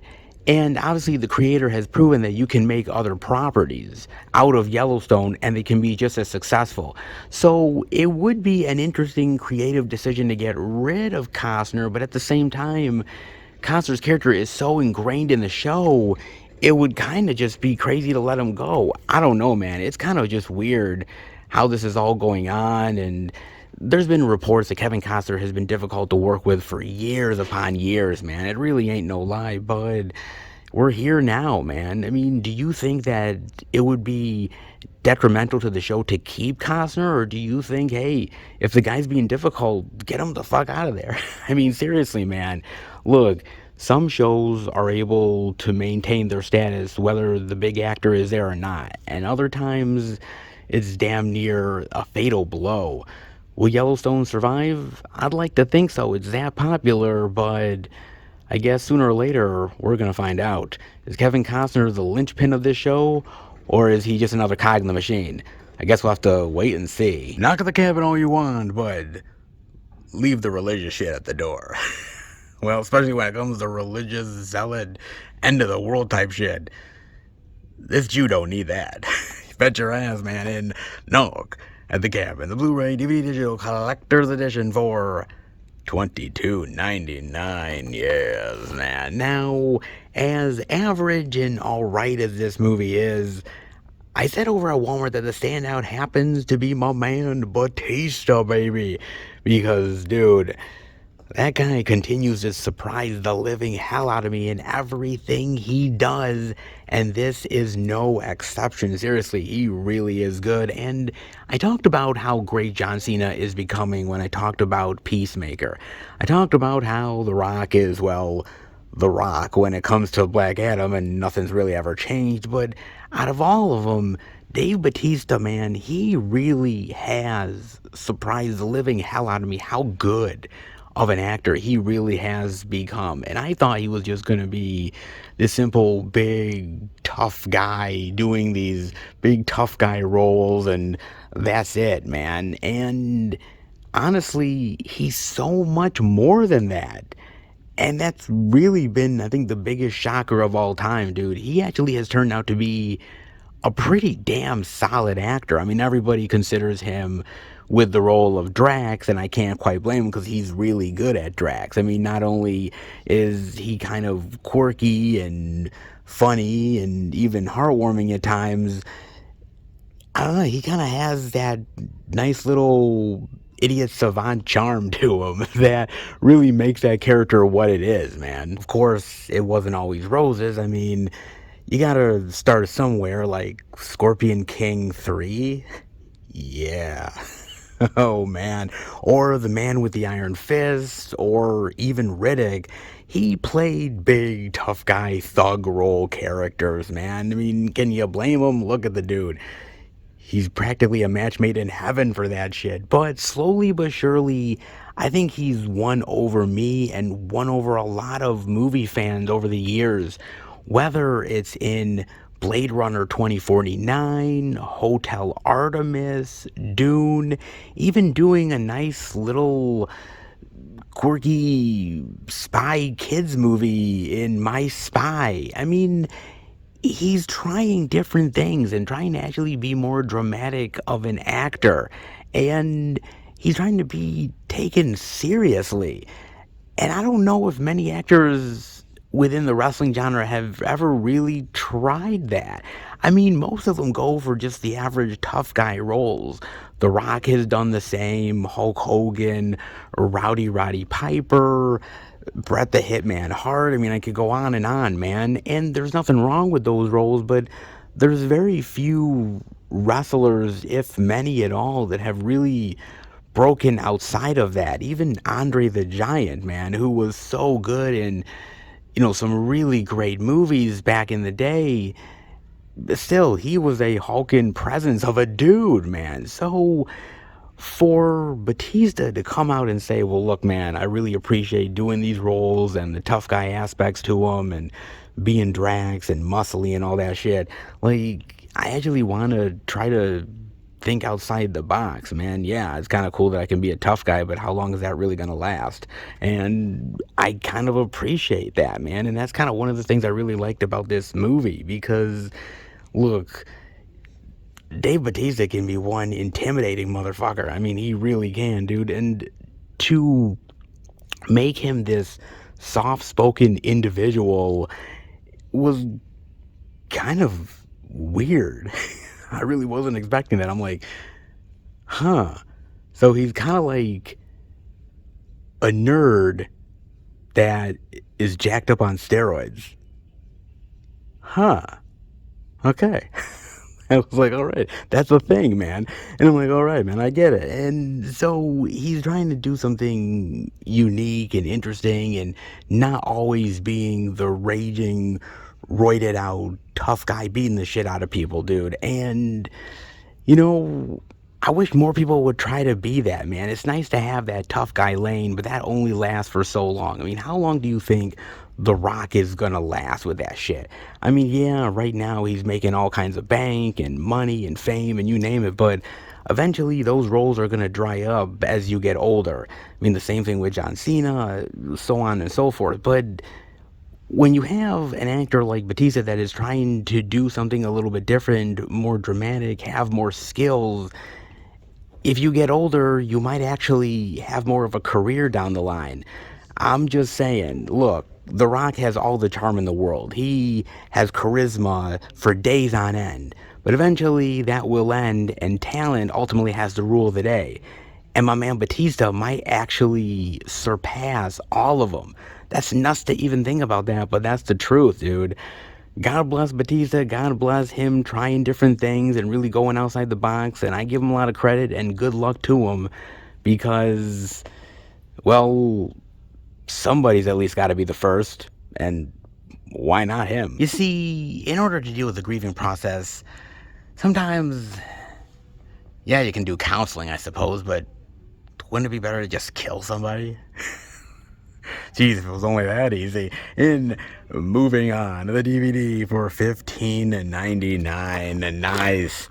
My main gals, Lily Tomlin and Jane Fonda. Look, I could talk about Jane Fonda all day. Lord knows she's done a lot of really great, wonderful stuff, and some baggage involved as well. But I kind of want to turn my focus to Lily Tomlin, man, because Lily Tomlin is such a really great actress, and Lord knows doesn't nearly get as much love or appreciation as some of the more high-profile older actresses like a Jane Fonda or a Sally Field, Rita Moreno, you name it.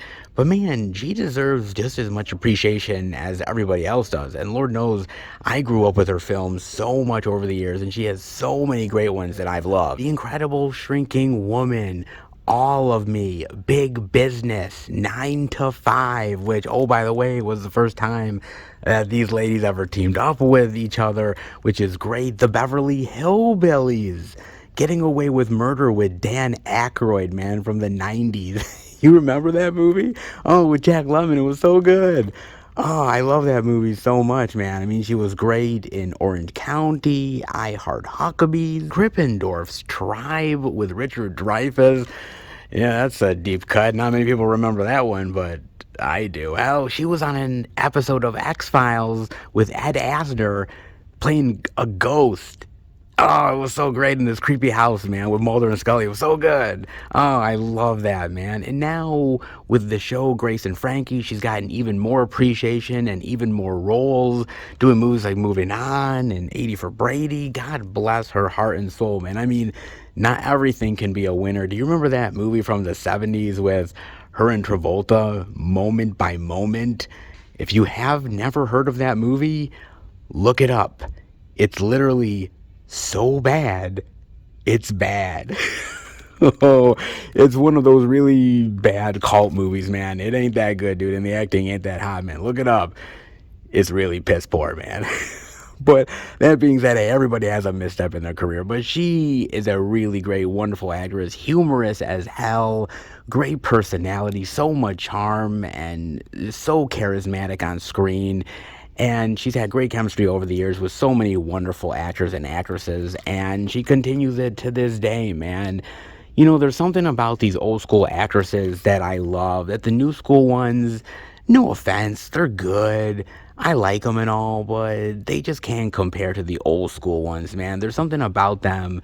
I grew up with them. I grew up with their movies, and you know, I look at people like Naomi Watts or Angelina Jolie, Evangeline Lilly, and so many of the other ones out there nowadays. And like I said, they're good. I like them. They're great at what they are.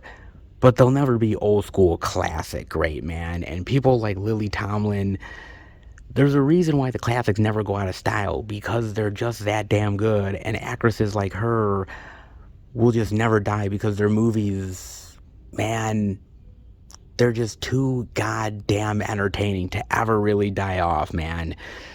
You know, let's just put it this way. When these older actresses die off, I'm really going to shed a tear, because it's a generation of entertainment that I've had over the years and that I grew up on and that I'm going to miss like a motherfucker, and there will never be anyone like them ever again. Lily Tomlin is one of a kind, and to see her having as much fame now as she did back in the day, I think it's pretty goddamn deserved. Don't you? If you're gonna look good as a cowboy, look J.K. Simmons good. Oh, you bet your ass, man. In One Day as a Lion. The DVD for $15.99. Out of all the movies this week, Target has this one. There's always one that Target has where I'm like, really? This is one of those, man. Okay, no, wait, hey, it is what it is, man. More J.K. Simmons love can never be a bad thing, in my opinion, and let's be real. J.K. Simmons is a goddamn national treasure, man. That dude really is, and anything J.K. Simmons is in, maybe the movie is piss poor, but he is never piss poor in the movie. He is always rock solid, man. I mean, whether he's playing Commissioner Gordon in some of the Zack Snyder stuff, Whiplash, come on, man. Whiplash is the shit. That is awesome. J. Jonah Jameson in the Spider-Man movies. I mean, he always brings something unique and interesting to whatever he's doing, man. And even if it's the smallest role to the most biggest extravagant role out there, man, he could go toe to toe with any actor. He can bring his own sense of unique acting style and talent that just brings the movie to another level. Even with a straight to DVD assassin hitman flick, he still can bring something to it. I mean, come on. Who can wear a cowboy hat like that other than my man JK? Okay, maybe John Wayne, but other than John Wayne, J.K. Simmons got it on lockdown, baby. Oh, indeed he does, man.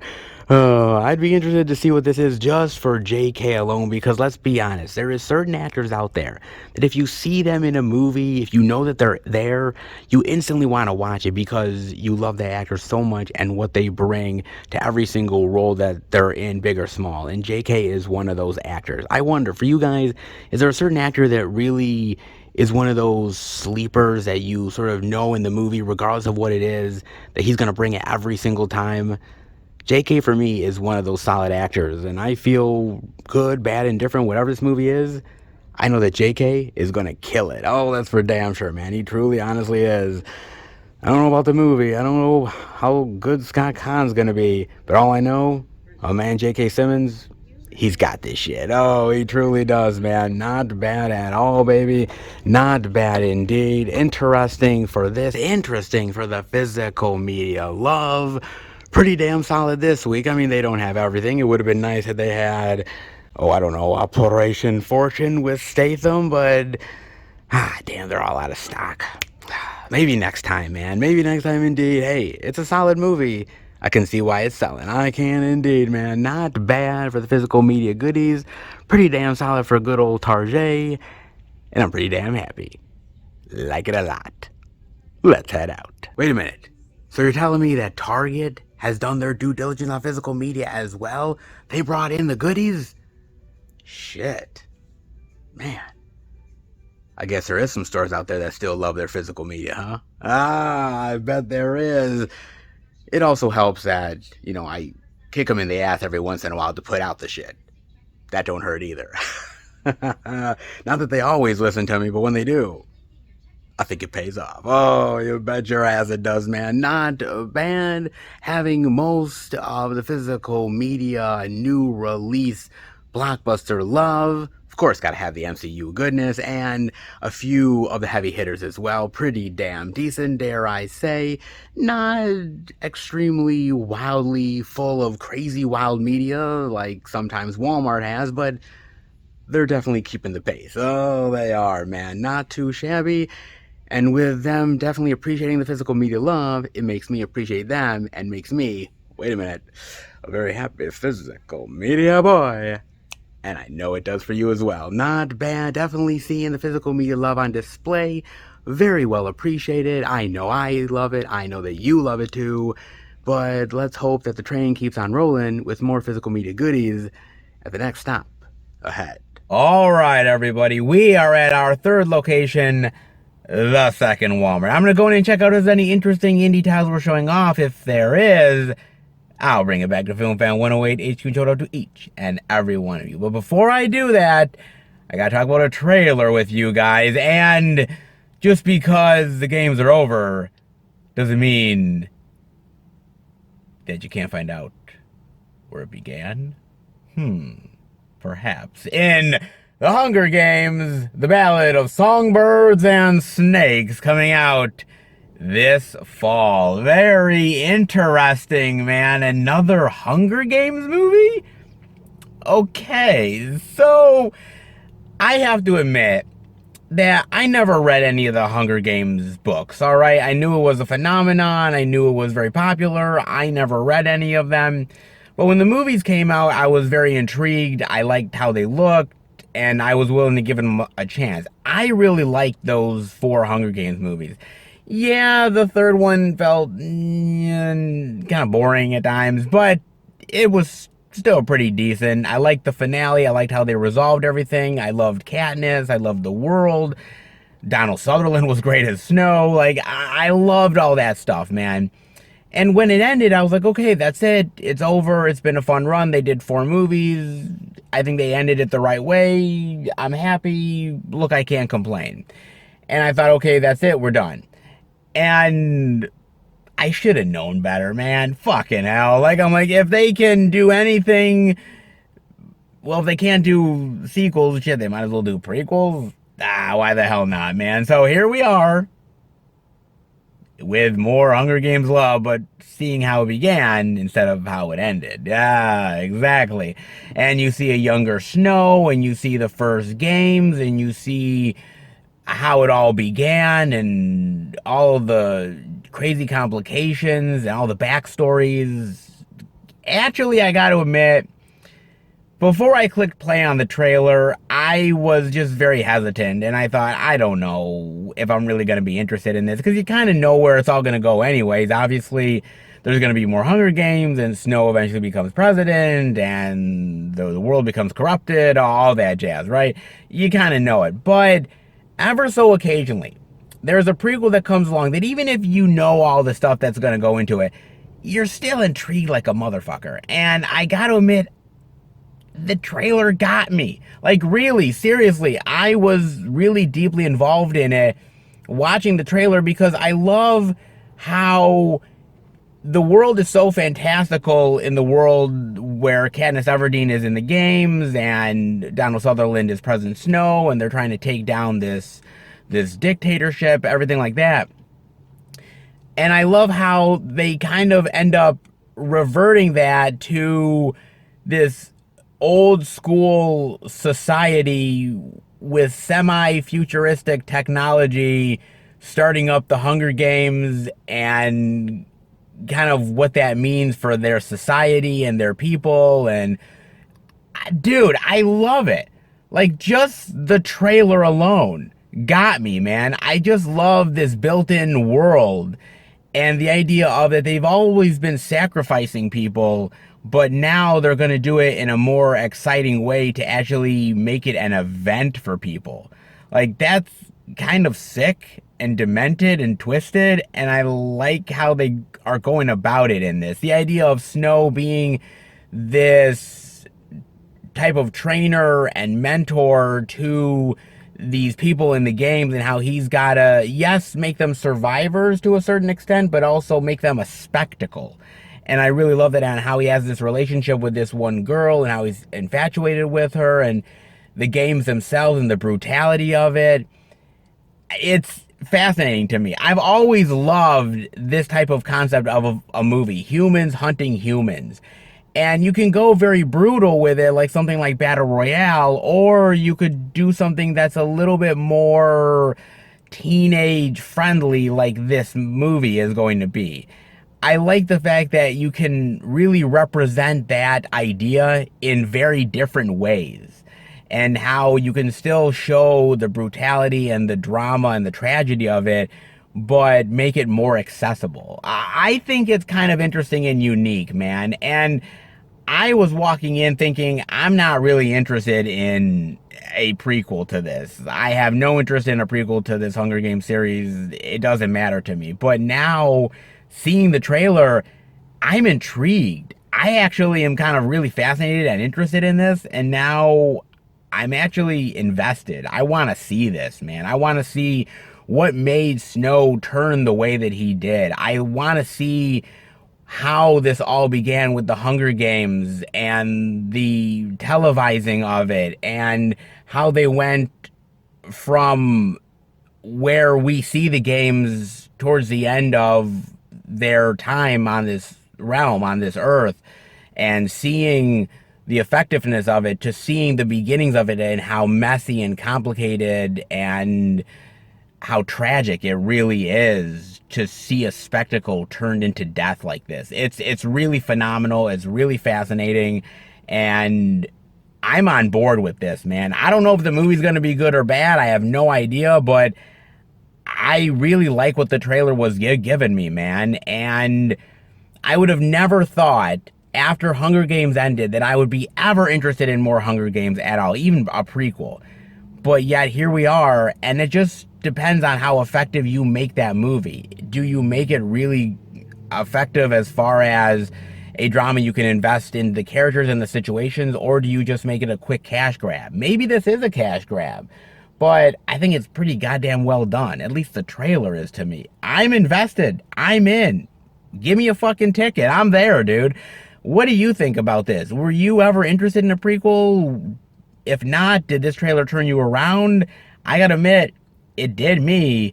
Maybe it did you. Definitely let me know, man. But I'm gonna tell you, honestly, not every prequel gets me, but this one might do the trick. Definitely let me know what you think about that. Definitely let me know indeed. But what about the physical media love? We've had it at the other stores, but what about the second Walmart? I'm not so sure, but how about we go in and check it all out? All right, everybody, in at the good old second Walmart, and you know, I come in here now week after agonizing week, and I think to myself, God, I can't wait for more indie weirdness, indie oddities, indie love, and yet I'm not getting it again and again and again. And so here I am, yet another week of thinking there's so much great physical media out there. Stores are definitely delivering in a big bad way, so what about this Walmart? It's gotta do its due diligence too, right? Eventually, kinda, sorta, you know, yeah, you'd think, but not this week. Yeah, yet again, not any type of weird and odd and bizarro stuff that we've come to know and love and try to rely on, but haven't been able to as of late. Yeah, of course not. It's just not yet again. This Walmart is kind of really lacking as of late, man. As I've said in a previous video, where one Walmart is really succeeding, another Walmart is failing. And thus we have this one. Yes, we do. Maybe it'll turn it around. Maybe we'll get some really great stuff eventually. I'm the hopeful optimist. I'd love to believe we will one of these days, and let's hope that happens sooner rather than later. But yeah, not again, not at all. Another Zippo Zilch, nada, no way, no how week, and let's hope that changes.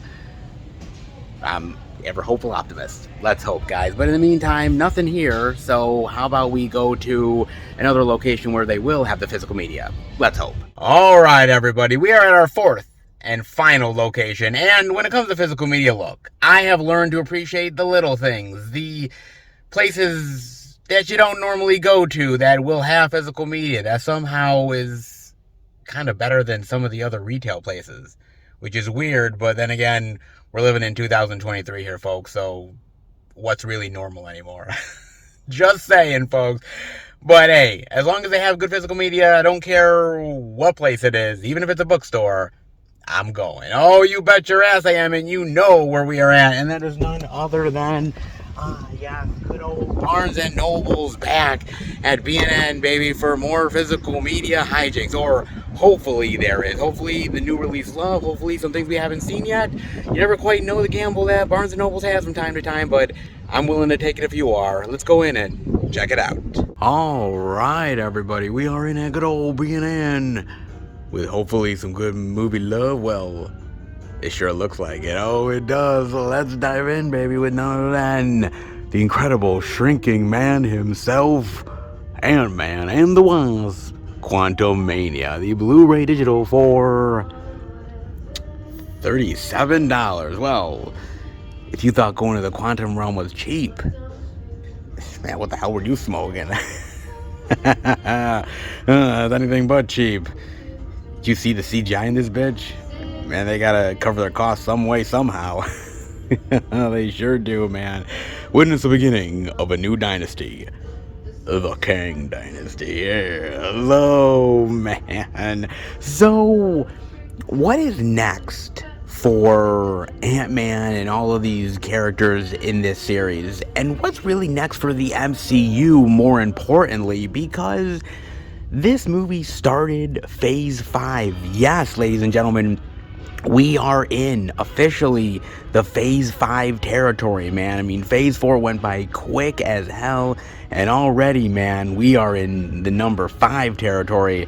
And damn, dude, it's been a little bit of a bumpy ride through Phase 4, dare I say. I think most of you would agree with that, but it's kind of like they were putting the training wheels back on, right? After Endgame, there was so much rebuilding that they had to do, reinvention, and new beginnings, and having to introduce new characters, and there's so much work to be done in order to firmly place all of these characters where they need to be in order to get them to the next big bad threat. And we're here now, and that is my man Kang, yes. And, you know, to be honest with you, I really like what they did with Kang in this movie.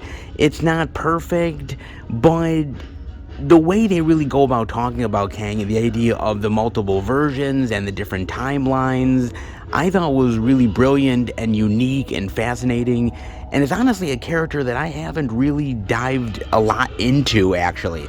I knew about Thanos, and I know about Galactus, and I know about a lot of those characters, but Kang is kind of a mystery to me. And so it's kind of been unique and interesting, kind of exploring this now through the movies. And it was the same thing with season 1 of Loki. At the end of that series, where he was yet another version of Kang, and I'm like, oh my god, how many multiple versions are there, and what is their true intentions, and erasing timelines and creating new ones, and it's just wild, man. And I like how they're playing up the Kang of it all, man. I really do, especially the fact that we are eventually heading to an Avengers movie that is going to be a big, like, Kang extravaganza. So you have to start off somewhere, somehow. And I thought Quantumania was a pretty good start. I mean, we're just at the beginnings of Kang. We're just at the beginnings of who this character is and the intentions and how this character affects everyone else within the MCU. It's gonna take a while to build this character up, man. And I think for me, I'm already curious. I want to know where the threat level is. I want to know, in the grand scheme of it all, how terrifying truly is Kang. We got a taste of it, but I'm definitely interested in a hell of a lot more. And so, you know, within Marvel right now, especially in Phase 4, we have introduced so many different ideas, man. We've introduced the idea of time travel. We've introduced these space gods that are creating life on Earth. We're introducing weird rings that somehow have mystical and fantastical powers, and so many more things that we're kind of introducing, and there's so many avenues to go down, and I'm kind of hoping that they focus a little bit more, man. That's my biggest thing, because we're introducing so many different aspects and so many different threat levels and heroes. I'm hoping that there's going to be a little bit more consistency. There's going to be a little more tying it into the overall narrative. That's what I really want at the end of the day. Look, I'm going to be honest with you. I happen to like Phase 4. I know some people really didn't, but I really liked Shang-Chi. I really appreciated Wakanda Forever. Okay, look, Thor Love and Thunder was a mess. Alright, but I kind of had moments where I appreciated that movie as well, man, for what it's worth. And I really liked Black Widow, and I even appreciated the Eternals and what they were going for, man. Creating this larger world within the MCU is really something you need to establish. We can't go back to the Phase 1 days. We can't go back to a simple, I have an iron suit and I'm flying across America. We're past that. When you have Thanos in outer space and the threats of a cosmic realm, you can't go back to the small potato stuff anymore. Maybe occasionally you can, like in Shang-Chi, to introduce a new character and to reestablish certain things on Earth, like Black Widow, seeing the origin story and everything. Like, that was cool stuff. But going forward, like the Eternals or Ant-Man and the Wasp Quantumania, you really do have to open up the aspect of the universe even bigger than before. And it takes a steady hand in order to make it all work. I don't think it's 100% there yet, but I trust in my Lord and Savior Kevin Feige. I've said it many times and I'll say it again. Dude, I trust in this guy. He's got an overall plan. It might not make sense to me now. It might not make sense to a lot of you, but I'm hoping by the time we get to Kang Dynasty, by the time we get to a lot of these big Avengers movies, we'll see the bigger picture, man. We'll see what it all means and how everything is interconnected. I think the biggest word of the day is patience. Have patience. And I know, look, dude, as a moviegoer, as somebody who loves this cinematic universe, saying to just patience and to just sit back and just let it all unfold is not easy, because we're always theorizing, we're always putting stuff out there on the internet, and it gets overwhelming, man. But at the end of the day, I think it's all gonna come together, man. I've had faith in Marvel before, and they haven't let me down, and I'm willing to, again, give it a chance, man. Everybody has really shitted on Marvel. Everybody has really taken the piss out of them and been like, I'm off the Marvel train, I'm done, this shit and that shit. And I'm like, look, you know, there's so much entertainment out there. There's so much avenues that Marvel is going through, whether it's animation or TV series and now movies and so many other things, that I think they are spreading themselves a little bit thin. I think they are putting way too much product out there, and I think the quality has suffered a bit. I think Quantumania might be one of those results of it. Even though I love the movie, I can see where people would be complaining, and they wouldn't be wrong, man. I mean, look, I think Kevin Feige understands that at the end of the day, you want to get all the content out there that you truly do. You want to really give the fans something to really chew on and love and continue to put out content. But you also have to worry about the quality as well. You can't sacrifice quality for quantity. And even though I've loved the TV shows, and even though I've loved a lot of the output that they've done, I think pulling back a bit is not the wrong idea. I don't think it is, man. I think that there's been so much output, there's been so much stuff thrown at the fans' faces, that I think it's just overload at this point. I think at the end of the day, for a lot of these franchises, and it's the same with DC, and it's the same with a lot of things, less at the end of the day is more. And to just have a Ms. Marvel show, and then a She-Hulk show, and then the Ant-Man and Wasp movie, and then the Thor movie, and then the next TV show, and the next TV show after that, and it's just really just in your face, and you're like, holy shit, man. So look, I appreciate what Marvel is trying to do. I appreciate the entertainment value. I'm still on the train. I don't think I'm getting off anytime soon, but just slow down a bit. The fans will be with you if you end up putting out the good product. But just rushing for the sake of rushing to getting something out there is not good. Look, I want good storylines. I want to be satisfied as a comic book superhero movie lover, man. We are in a golden renaissance of that. And I don't want that to go away anytime soon, man. So look, I'm hoping for the best for my man Kang. I'm hoping that by the time we get to Kang Dynasty, everything is going to work out, and the storylines are going to be beautiful, and the fans are going to be invested. But right now, it's patience, and it's learning lessons, and maybe at the end of the day, everything will turn out roses. Let's hope. Let's hope indeed, man. I mean, you've got a few featurettes, good old audio commentary, gag reel, deleted scenes, not half bad. Look, man, I'm gonna be real here.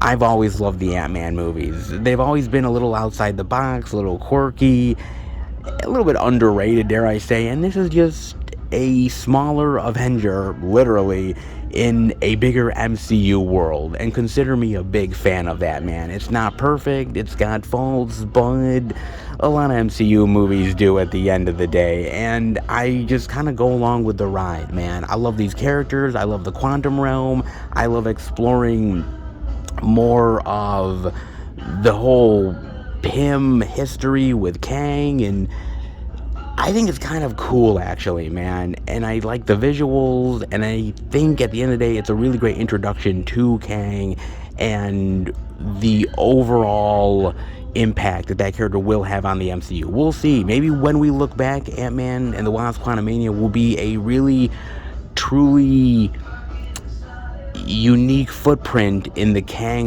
legacy, introducing the character and really bringing him to prominence. We'll see.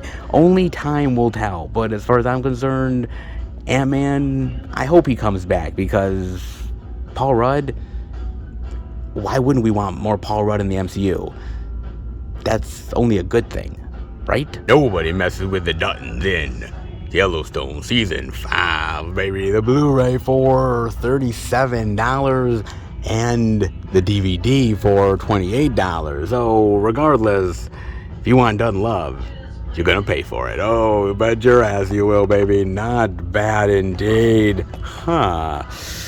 But I'm kind of curious how long Yellowstone really is going to last. As I sat over at Target, there's this whole issue that's going on with Kevin Costner and the creator of Yellowstone, and the back and forth and contract negotiations, and the idea that Kevin Costner's like, I only want 1 week to film the entire season. And like, I'm like, dude, like, I know you're good. I like you, Kevin, but man, even that's fucking crazy. Okay, even for you, man. All right, and it's easy to say Yellowstone is going to be around for a long time, that it's going to continue to stay relevant and popular and all that jazz. And maybe that's the truth, right? With all the spin-offs that people are really loving, and the show still getting all the adoration and acclaim and the fan support, maybe it will. But I've seen a lot of series eventually over time kind of wane. Whether it is The Walking Dead or even a lot of the CBS stuff, whether it's NCIS or CSI, you name it, there's a certain amount of popularity that these shows originally have. And over time, the storylines get watered down, the characters get less interesting, and all of the extra added spin-offs start to lose the original's luster just a wee bit, man. And I don't know whether this is going to happen with Yellowstone or not, but if it does, I'm not surprised, man. Look, I think the creator of Yellowstone is a very unique individual, man, and he definitely has a great creative sensibility. I mean, he created that really wonderful show with Stallone, Tulsa King, which is amazing, man. So, I mean, this guy knows how to write great stories and intriguing characters, but the more you get into a show, the more you have to up the stakes, and the more you up the stakes, you have to end up creating crazy, wild scenarios. And at a certain point, how much is fans willing to swallow? Maybe they're willing to swallow a lot. Maybe this is going to go for a really long time. Maybe it's going to go, like, as long as Law and Order or some shit. That would be crazy. That would be nuts. But maybe. Who knows, man? I mean, it worked out well for Law and Order. That's a series that, even with the spin-offs and everything, it still worked out well. So there is series that do buck the trend, and maybe Yellowstone will be one of them. But if you get rid of a heavy hitter like Costner, if you end up changing the structure of the show, will all the spin-offs end up working out as well as you hope? It's all a gamble at the end of the day, man. It's like rolling the dice. You just never really know until you actually do it, dude. Look, what I would say to any fan of Yellowstone is enjoy the ride. Because at a certain point, the ride is going to end. I've been a fan of so many TV series over the years, and I've loved so many of them, and there are moments where you question your loyalty. There is moments where you sit there and say, I don't know if this is as good as it used to be. Will it get any better? But sometimes there's a bounce back. Then again, sometimes there's not. So just go with the flow, man, because shows like Yellowstone rarely ever come around, and when they do, cherish them, because maybe the next one might not be as good, man. Yes, it might be messy. Yes, it might be complicated. Yes, there might be a lot of backstage drama, but at the end of the day, Yellowstone continues to deliver. And as long as it does, well, there will be the fans. Just saying, man, there will indeed. Ooh, you've got a lot of great featurettes inside Yellowstone, undeniable passion, musical cross currents. giving everything to this land. And much more, man. Look, I do have to eventually dive into Yellowstone. Yes, I know, I eventually do have to, and I will at some point, one of these days. But look, I'll be very curious to do it, and this show at least has proven that it has staying power, and that a rancher drama can work if done right. They don't all work, but this one does. Congratulations to the cast, to the crew, to the creator. Let's hope for more seasons down the line that are just as good as the earlier ones. Kevin Costner or not, the show still has legs. Random strangers, strange occurrences, religious prophecies. Wait a minute, are we watching a Kirk Cameron movie? No, it may seem like one of those crazy, weird religious oddity flicks, but no, it's just Knock at the Cabin. The 4K for $45. Jesus, man. Well, they did predict it right in the movie. There is end of the world scenarios, and that price is one of them. Oh, shit. Yeah, damn, dude. What the hell, man? Yikes. Look, I'm gonna be honest here, man. As I said earlier, it's an okay, average, alright movie. I left the flick not thinking that I wasted my time necessarily. I was just kind of like, yeah, it was okay. Like, it didn't blow me away, but I didn't feel like it was a time waster either. And actually, my girlfriend kind of felt the same way, man. And then I thought to myself, I was like, wait a second. This is an M. Night movie, man. This is, like, Mr. Shyamalan. The next Steven Spielberg. Well, that's what they said. Not quite sure that ever panned out. But I was like, dude, it was just okay. And I'm thinking to myself, you know, M. Night is a very fascinating director because, man, when he really hits, damn does he hit, man. I mean, I remember when Sixth Sense came out, and that blew everybody away, man. That blew the doors off of people. And the reveal at the end, spoiler alert for a movie that came out so goddamn long ago, Bruce Willis is dead. What? Oh, shit. Yeah, exactly. That's what I thought, man. And I'm like, dude, that just blew me away. I couldn't believe it. My mother couldn't believe it. Hell, pretty much all the theater couldn't believe that shit. And we're like, dude, wow. And you had to rewatch the movie to put it all back into context again. It was so good. The twist made that movie, man. I mean, the movie was good anyways, but the twist definitely killed.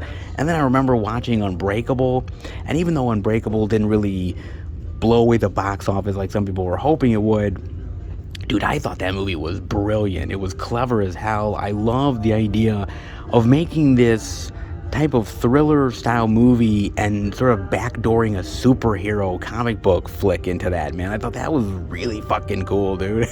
I mean, that was fucking aces. I loved that shit, man. And then slowly but surely, the average of good and bad started to turn a wee bit. I mean, look, I still love Signs. I think Signs is fantastic, man. I still maintain that's a good movie. Maybe not the best M. Night movie, but it's definitely high up there, dude. But then again, you have movies like The Village and Lady in the Water and The Happening. Yeah. You know what, dude? I actually was having a conversation with a fellow coworker of mine who was talking about The Happening, and he's like, I love The Happening. I'm like, is this a joke? Am I being punked as like Ashton Kutcher around the fucking corner? Like a what? And he's like, no, you don't understand. It's so bad, it's good. I'm like, yeah, still that's no excuse. But I'm like, okay, I kind of get it. But it's just really not good, man. And I'm like, okay, well, lesser results for those movies. Yeah, it is what it is. And then there's other moments where, like, he comes back with something absolutely amazing, like Split. Jesus Christ, Split's fucking phenomenal, man. My God, that movie is terrifying. James McAvoy is scary as hell in that. It's so good. And then you get to something like Glass, which I liked Glass, but I didn't love it as I was really hoping for. The expectations were high, and it kind of let me down a bit, man. And then there's Old, which is a movie that not many people are really gonna put high on any list. In fact, I kind of was starting to forget the movie the moment that I stopped watching the damn thing. Yeah, Old is kind of old news. Yeah, pretty much, dude. Gone and definitely forgotten. Yeah, so M. Night is one of those directors that it depends on the approach that he's taking with the movie. It depends on the premise. It depends on the twist, I guess. I mean, at this point, M. Night Shyamalan has become the twist director. Like, every single movie that you watch of his, you are waiting for the next twist that's going to happen. Oh, what's the real thing that's happening in this movie? Because I know there's this thing, but it can't be this because it's an M. Night movie, so it's got to be this over here. And when there wasn't really any crazy revelation in this movie, I was kind of left kind of baffled. I was like, that's it? There's nothing else? Should I stay for an after credit scene? I was hoping to myself, I'm like, okay, maybe I should be staying because maybe there's a bigger revelation at the end of the credits or something. And no, not really, man. Like I said, it's got moments that it's really good, moments that it's thrilling, moments that it has scenes where you're not quite sure where it's going to go and unpredictable aspects, but at the end of the day, you kind of know where it's all got to go. You know what the characters have to do, and it just is all kind of matter of fact at the end of the day. And even the brutality of it just doesn't quite hit the way you want it to. Another misfire for M. Night? Maybe, but he didn't write this. He just directed it. It's based off of a book, so yeah, he was kind of, in some weird way, a director for hire, which is odd for M. Night. Look, I will always like M. Night Shyamalan. He has definitely made movies that I absolutely love, but the aspect ratio between the good and the bad is not really even keeled. You know what I'm saying? Not really, man. Like I said, I will always go and watch the next M. Night Shyamalan joint, but after a few disappointments, after a few okay average movies, maybe not as highly anticipated as it used to be. Look, once you come out of the gate with some really crazy, wild scenarios that you do as a director and crazy twists, you either have to keep it up with even crazier stuff, or people sort of get disappointed in your work. And this is where M. Night Shyamalan is now. We'll see where he goes in the pantheon of directors, see where he goes with his next multiple projects that he's doing. But is he washed up? Not exactly. Not as good as he used to be? Maybe. But I'll still watch his shit. Indeed I will, man. You've got deleted scenes. You've got extended scenes, behind the scenes, Tools of the Apocalypse, drawing a picture, choosing Wendy. Okay, not bad featurette. It's pretty interesting. Okay, look, man. As far as crazy religious zealots kidnapping people and trying to prevent the end of the world, okay, it is unique for that. Alright, it is, man. You can either watch this or watch a religious Christianity Kirk Cameron movie. Your choice, but I'd probably pick this movie. Just saying, man. Just saying, indeed. Hey, it ain't the best tool in the shed. It ain't the best M. Night Shyamalan effort, but an average hour and a half time waster? Sure, why not? War can be hell, especially when it's on the Western Front. Oh, it's all quiet on the Western Front. Finally, more people are carrying this motherfucker, man. The Blu-ray for $31. Well, war is hell, and it will also be on your wallet too. Just saying, man. Oh man, but it's finally glad to see more places getting more copies of All Quiet on the Western Front, man. As I said, dude, man, this thing has been out for actually a little while now, and it's just now coming to more retail locations, and I'm like, okay, hey, better late than never, I guess. Sure, why the hell not, dude? And it's interesting because this is remake number 3, baby. Yes, it actually is, man. There is the 1930 version right over here, which is considered an absolute classic, won a ton of awards, including, I believe, Best Picture. Yeah, actually, they did, man. It's a phenomenal film, man. Absolutely great. One of the best old school war movies of all time. Fantastic. There's also another one from 1979 with Ian Holm, Ernest Borgnine, Donald Pleasance is in it. It's actually a really good movie, but not nearly as memorable as the 1930 version, and I'd argue not nearly as memorable as this version, man, because this is a very hard-hitting film. It's beautiful, it's gorgeous, it's tragic, it's disturbing, it's dark, it's emotional, it's so many things, man, and it is absolutely a phenomenal war movie, man.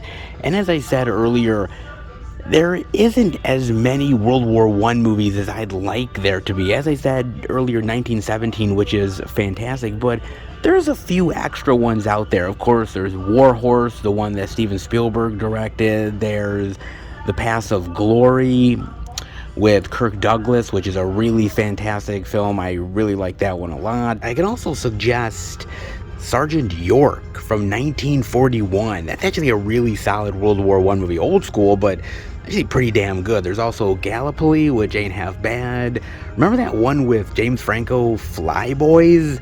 Yeah, I don't remember that being so good. It wasn't all that hot, man. Okay at best, I guess. And hell, you can even say Wonder Woman. I ain't lying, man. The first Wonder Woman, yeah, it does take place in World War I, crazy enough. Not to call that movie a World War I tale, but yeah, I guess you'd be right. So there is movies out there that are World War I, but not nearly as much as Vietnam, not nearly as much as World War II, or so many others, man. I mean, it's one that I don't think people really tackle all that much, because I don't think, or at least a lot of filmmakers don't feel that maybe there's as much drama in it, and maybe it's not as exciting as other wars are, which I would completely disagree with that, but I think it's really fascinating depending on how you approach it. And I think movies like All Quiet on the Western Front do it brilliantly, man. Absolutely. All 3 adaptations do it absolutely wonderfully. This is no exception, man. It is absolutely fantastic. One of the best war movies in the modern generation. Yes, 3 hours. Yes, some stagnant moments, but still really, really fucking good, man. Get on that shit, dude. If you're a war lover, you got to check that out. There's no doubt about that, man. I mean, you do get audio commentary, making of, trailer. That ain't half bad, man. But again, the Blu-ray is cool. The Blu-ray is absolutely awesome. But the one over here is really sweet, man. This edition is fantastic. This digibook, still, I look at this digibook and man, it is amazing, and actually even more special features. You get conversations with historians and the filmmakers and the 24-page booklet. I mean, you get a hell of a lot more here. I mean, yes, you're paying slightly more money, but man, the digibook is so cool, man. I'm surprised nobody has taken this yet. Maybe it's a sign that maybe I should take it eventually. Maybe. Maybe indeed, man. I don't know if it's here for another week or so. Maybe I might come back and grab it. I don't know. It might be, but it is a cool little digibook, and you get more features as well. How many times do you actually see new digibooks here in the US? Very, very rarely, man. Oh, that is so cool. So cool indeed. Fantastic. I love that. But regardless, whether you're getting the digibook or whether you're getting the Blu-ray or the DVD or the regular 4K, doesn't matter. Great war movies definitely need to be highlighted and spotlighted, and this is absolutely one of them, man. It's haunting, and it's gorgeous, and it's heart-pounding, and it's sad and tragic, and so many other things. It's absolutely phenomenal, man, and you are going to be gripped. You really are. It's not as good as some of the other ones out there. There's some really great war movies, as you know, Born on the 4th of July, and Saving Private Ryan, and The Thin Red Line, and I could go on and on, man. Platoon, you name it. I don't want to say it's in the conversation for the best ever war movies, but it's gotta be up there, man. It's really solid, really wonderful, and another adaptation that actually is pretty solid. They aren't always this good, but this one, man, it deserves the attention. Forget about all those other releases. I know you were wanting Children of the Corn. Oh, yeah, said no one ever. Please, God, tell me you don't have this in your collection, folks. Please. God, you've got to have some common sense, don't you? Please tell me you do. Because nothing ever really died in the corn. And apparently neither does this fucking franchise. Oh, fucking hell, man. Okay, look. Alright. I am a lover of horror. I am a old school fan of horror, man. I love the franchises, dude. I mean, seriously. A Halloween franchise. Friday the 13th. The zombie franchise. The whole Conjuring universe. You name it. The Exorcist franchise, and so on and so forth. Final Destination. You name it, dude. I'm a fan of that shit. Nightmare on motherfucking Elm Street. I love that stuff, man. I really do. Horror franchises are my bag, baby. They really are. But even I, a horror lover as I am, a massive horror lover as I am, can easily say, we need to stop, right? I mean, some franchises just need to end. They really do, man. And I think Children of the Corn is one of them. The fact that there's 11 movies in this fucking franchise. 11. One less than Friday the 13th. That is fucking crazy, man. I mean, who'd have thought Children of the Corn would have 11 fucking movies? Nobody. But it's one of those franchises that is just like the same thing, just slightly different every single time. But I guess you can say the same for Friday the 13th, and I happen to really love that. So, I don't know, maybe it just depends on the franchise necessarily, or how it's done. Because some are more fun than others, let's be real. Some are kind of monotonous and boring and downright terrible. How many more Puppet Master movies do we really need? How many more Amityville movies do we really fucking need, man? How many more Texas Chainsaw Massacre Leatherface flicks do we seriously need? I mean, my god, dude. They've run that franchise into the fucking ground. Like, seriously. The same with Paranormal Activity. Do we really need more Paranormal Activity movies? I mean, I know it's an IP, it's intellectual property, you want to exploit it for more money, but come on, at a certain point, this shit's a joke. I mean, it really is, dude. But then again, I could say the same for Michael Myers' Halloween. I mean, it is kind of getting old fast. And Halloween Ends certainly didn't help matters neither. I mean, the same with Friday the 13th. I mean, look, I love Jason Voorhees. I love those movies. But how much more of that do we really need? Unless a new movie comes out and it reinvents the wheel, it's absolutely amazing. But then again, I actually kind of appreciate the fact that we're not getting any more Nightmare on Elm Street movies. I mean, the remake was so fucking terrible that it literally killed any chance of anything else in that franchise, which I'm kind of happy for, because as far as I'm concerned, Robert Englund is the only person that will ever or could ever play Freddy. I'm just saying, man. But at a certain point, we just gotta end after a while. We just gotta say quit. And we're here with Children of the Corn. I'd argue that we've been here for a long time with Children of the Corn. We just never really decided to actually call it out, but now I'm doing it, okay? Done. Over. Just put it to rest. Put it to bed. Give it a nap. Let it die in its sleep. Whatever, man. I mean, geez, dude. I don't know. For me, I'll always love the old school movies, the old school franchises. It's just the old school horror lover in me. The old school stuff from the 70s and the 80s and the 90s and shit. I mean, I just love that stuff, dude. But at a certain point, we do, as I said a long time ago when I was talking about Halloween Ends, we really do need to get to creating new horror icons, new horror stars that can take up the mantle. There will always be movies with the old school ones because they're iconic, right? And that's just part of the vernacular. There will always be new versions of the Universal monsters and so on and so forth. But we really do need to create newer things for newer generations. And it's not like we're getting rid of the old ones necessarily. We're just putting them a little bit to the side to age, like fine wine.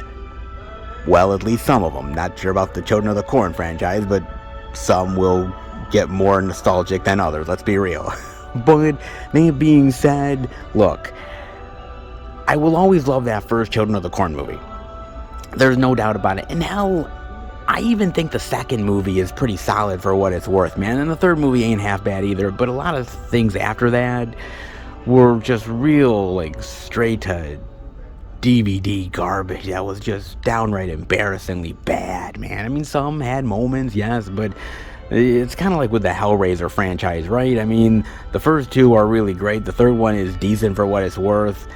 The fourth one, in space, I guess, has moments, but I mean, everything after that is kind of a hodgepodge of shit quality, man, except for the fifth one, because I actually like that one, man. I actually think the fifth one is actually really solid, but a lot of it overall in the franchise ain't that really good, man. I mean, hell, look at the Leprechaun franchise, okay? I mean, I happen to like the cheesiness of that, but it ain't exactly gold either. Even though the Leprechaun keeps on searching for it, he better try to actually make good movies than try to find the gold. That probably would help, but whatever. Look, man, franchises become tired. They get old. They just get same old, boring or cheesy or shitty. So many of these franchises have been here, man. And Children of the Corn has been here endless amounts of times. And this movie, even though it tries to reinvent the wheel, make a new version of Children of the Corn, it's the same old shit, but worse, and even more boring, and even more terrible. How? Man, that was like a lofty goal. And yet they still succeeded. Shit. God damn, man. Well, you at least gotta give them credit for something. Jeez, man, yeah, but this is hot garbage, man. It's absolutely terrible. And it just proves that, seriously, as much as you might like the old school Children of the Corn movies, and if you do, that's fine. But this just brings shame to the franchise. It seriously does. And it proves that maybe no more Children of the Corn is probably a good thing. Maybe the corn should die, because quite frankly, I think less movies that I have to suffer through that are like this probably is the better option. I'm just saying, man. I mean, there's no special features. Are you seriously all that shocked? Oh, actually, there's deleted scenes. Sorry. Yeah, because I actually wanted to know the crap parts of the movie that they deleted and kept the good parts in the movie. What would they consider good about this? It's kind of what I want to know. Oh, man, look. I guess one of these days I might have to revisit the Children of the Corn franchise. I might have to watch all of the movies. And if that ever happens, please, God, help my ever-loving soul, because I don't think I'll make it out alive. But look, every franchise has its weak moments. Every franchise has its high points. Every franchise has that time when you say to yourself, enough is enough. We're here, and we are beyond here, man. And it's time to go to the AA meeting. It's time to actually sit them down, have an intervention, and say, you're done. It's over. The good times are long past gone, and you're just continuing to be drunk and making a fool of yourself at the party. Sit your ass down, Children of the Corn, and just stay far, far away from anybody's eyeballs ever again. These ladies, I'd definitely kill for. Oh, we bet your ass I would in. Moving on. Now, the DVD for $20. Hell, for Barnes & Noble, that's reasonable. It really is, man. And I just want to say how much I love the fact that there is a resurgence for Jane Fonda, for Lily Tomlin, for these old school actresses, man. And it's the same thing that I was talking about when I ended up showing off 80 for Brady, man. When I showed off this movie, and at least when I was watching it, I thought, oh man, Rita Moreno, Sally Field, all these old school actresses. Yeah, the movie is not really as good as I was hoping for, but a big high-profile Hollywood movie and these ladies are a part of it, I love that, man. I really honestly do. So, despite some of these movies maybe not being as good as you'd like them to be, or maybe not as popular, doesn't make as much box office, for me as an old school movie lover, I love seeing these ladies still getting some sort of spotlight, some sort of recognition, appreciation. I really do like that, man, because I'm not gonna lie, dude, Hollywood spits you out, it throws you away, and for a lot of these ladies, once their looks fade or they get to a certain age, well, they're being offered all of the grandma roles or the old crazy cat lady across the street or some shit, right? I mean, they kind of are, man.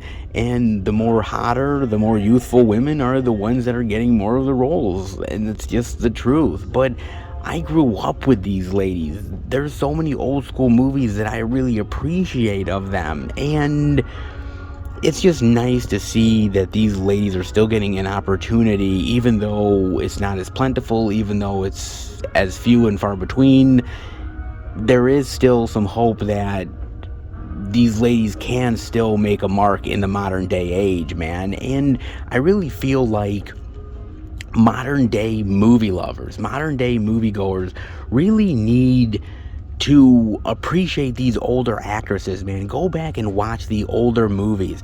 That is something that really honestly pisses me off, man, and it's the truth. I hate when the younger generation is so dismissive of the older generation and the older generation's music or movies, entertainment.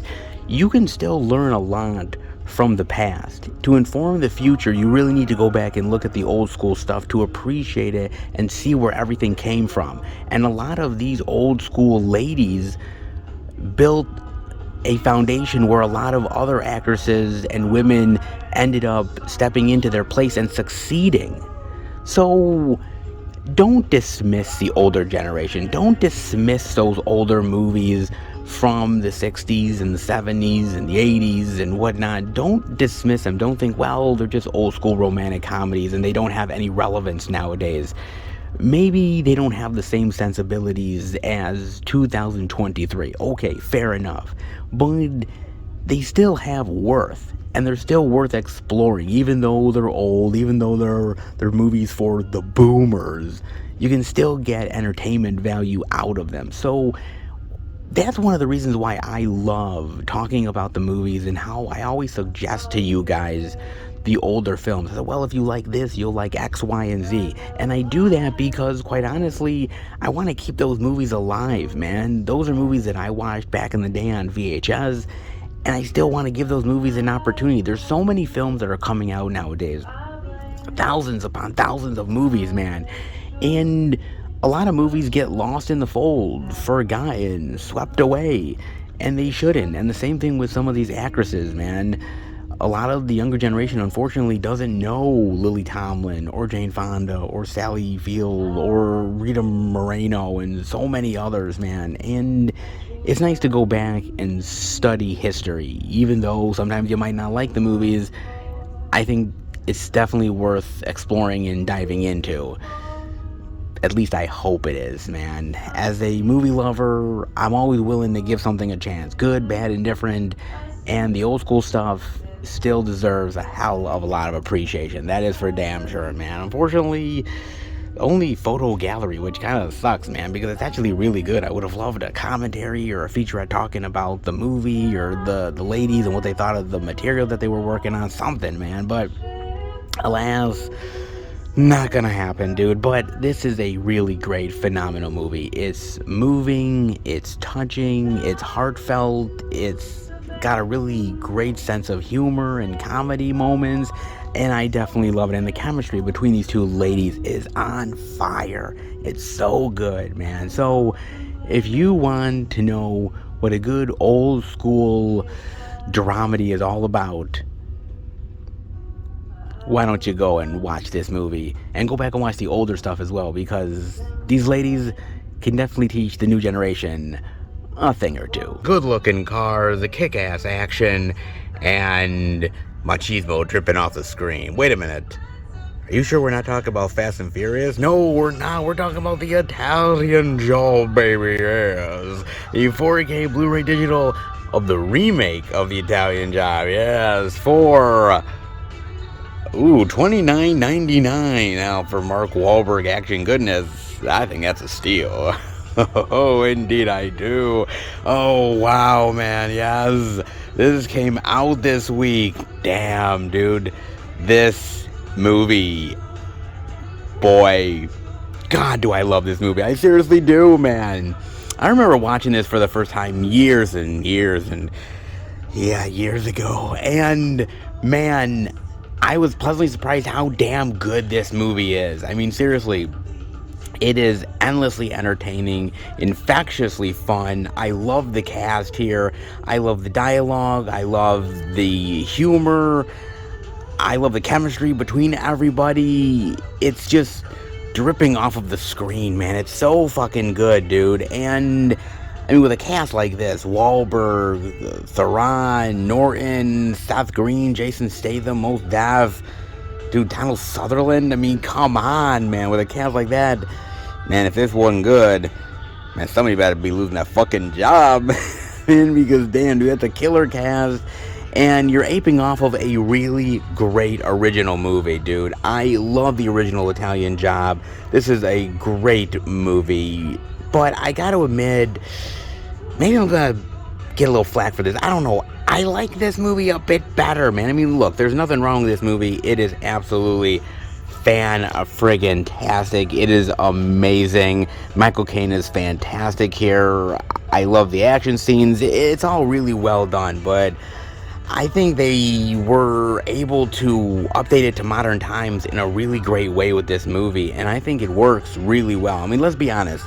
A lot of times when you're reworking a new remake into modern day, it doesn't always go as expected. Sometimes modern sensibilities don't work for older movies trying to bring it to a more updated time, but for some reason this did, man. And you gotta remember that this came out in 2003. The Fast and the Furious came out in 2001, the very first movie, and so that was a huge success. Probably because of the success of that movie, they were able to get this movie made. So it wasn't really quite yet the renaissance of the Fast and the Furious franchise yet, right? So this still feels fresh and new and exciting and not the same old thing that you've seen 10,000 times over with Dom and crew, okay? It felt a little bit more newer, cooler, and more kick-ass, man. And I really like that, dude. I thought it's creative. I thought there's some really great twists and turns here that I think are really exciting and fun and things you don't see coming. And I like the bad guy turn by Edward Norton, and dude, this is like early Statham before Statham was really Statham, man. I mean, there's so much really great stuff in this movie to cherish, especially the fact of like 2003, man, and the fact that it's 20 years old. Holy shit, man. God damn, dude. Like, I'm thinking to myself, like, my God, dude, I watched this in the movie theater. Fucking hell, 20 years ago. Where the fuck did the time go, man? And now you think to yourself, like, all of these actors have went on to do some really interesting things. I mean, Wahlberg and Theron and Statham is now as big as ever, and Donald Sutherland going on to do the Hunger Games movies. I mean, there is a lot of really great talent on display in this movie. Even the director alone, F. Gary Gray, who ended up doing great movies like Straight Outta Compton, and of course, even one of the Fast and the Furious movies as well. So it's just kind of interesting to go back 20 years and see where this cast and this director was at the time and how young they look. Oh my God, they look baby-faced. Oh, wow. Oh, that's crazy, dude, man. Time flies. And this movie is still as fun as it was even 20 years ago. You know, there's certain films that age really badly. Movies where you're like, dude, The fact that it's 20 years old is kind of shocking, because sometimes you think to yourself, geez, that movie kind of feels like it should be even more older than it is, because it's really just not all that good to begin with. Yeah, you know the movies. But with Italian Job, this one actually still feels exciting and adventurous and kick-ass, and even 20 years later, I still gotta give it the props. I gotta give it the love, man. Look, remakes nowadays, let's be honest, they suck ass in a big bad way. A lot of them do. But ever so occasionally, there is one that comes along that definitely makes the grade. And The Italian Job is definitely one of them. Ooh, not bad. Look at that. You got the 4K, you got the Blu-ray, you got the special features, deleted scenes, making of, driving school, oh, and so much more. Not bad, baby.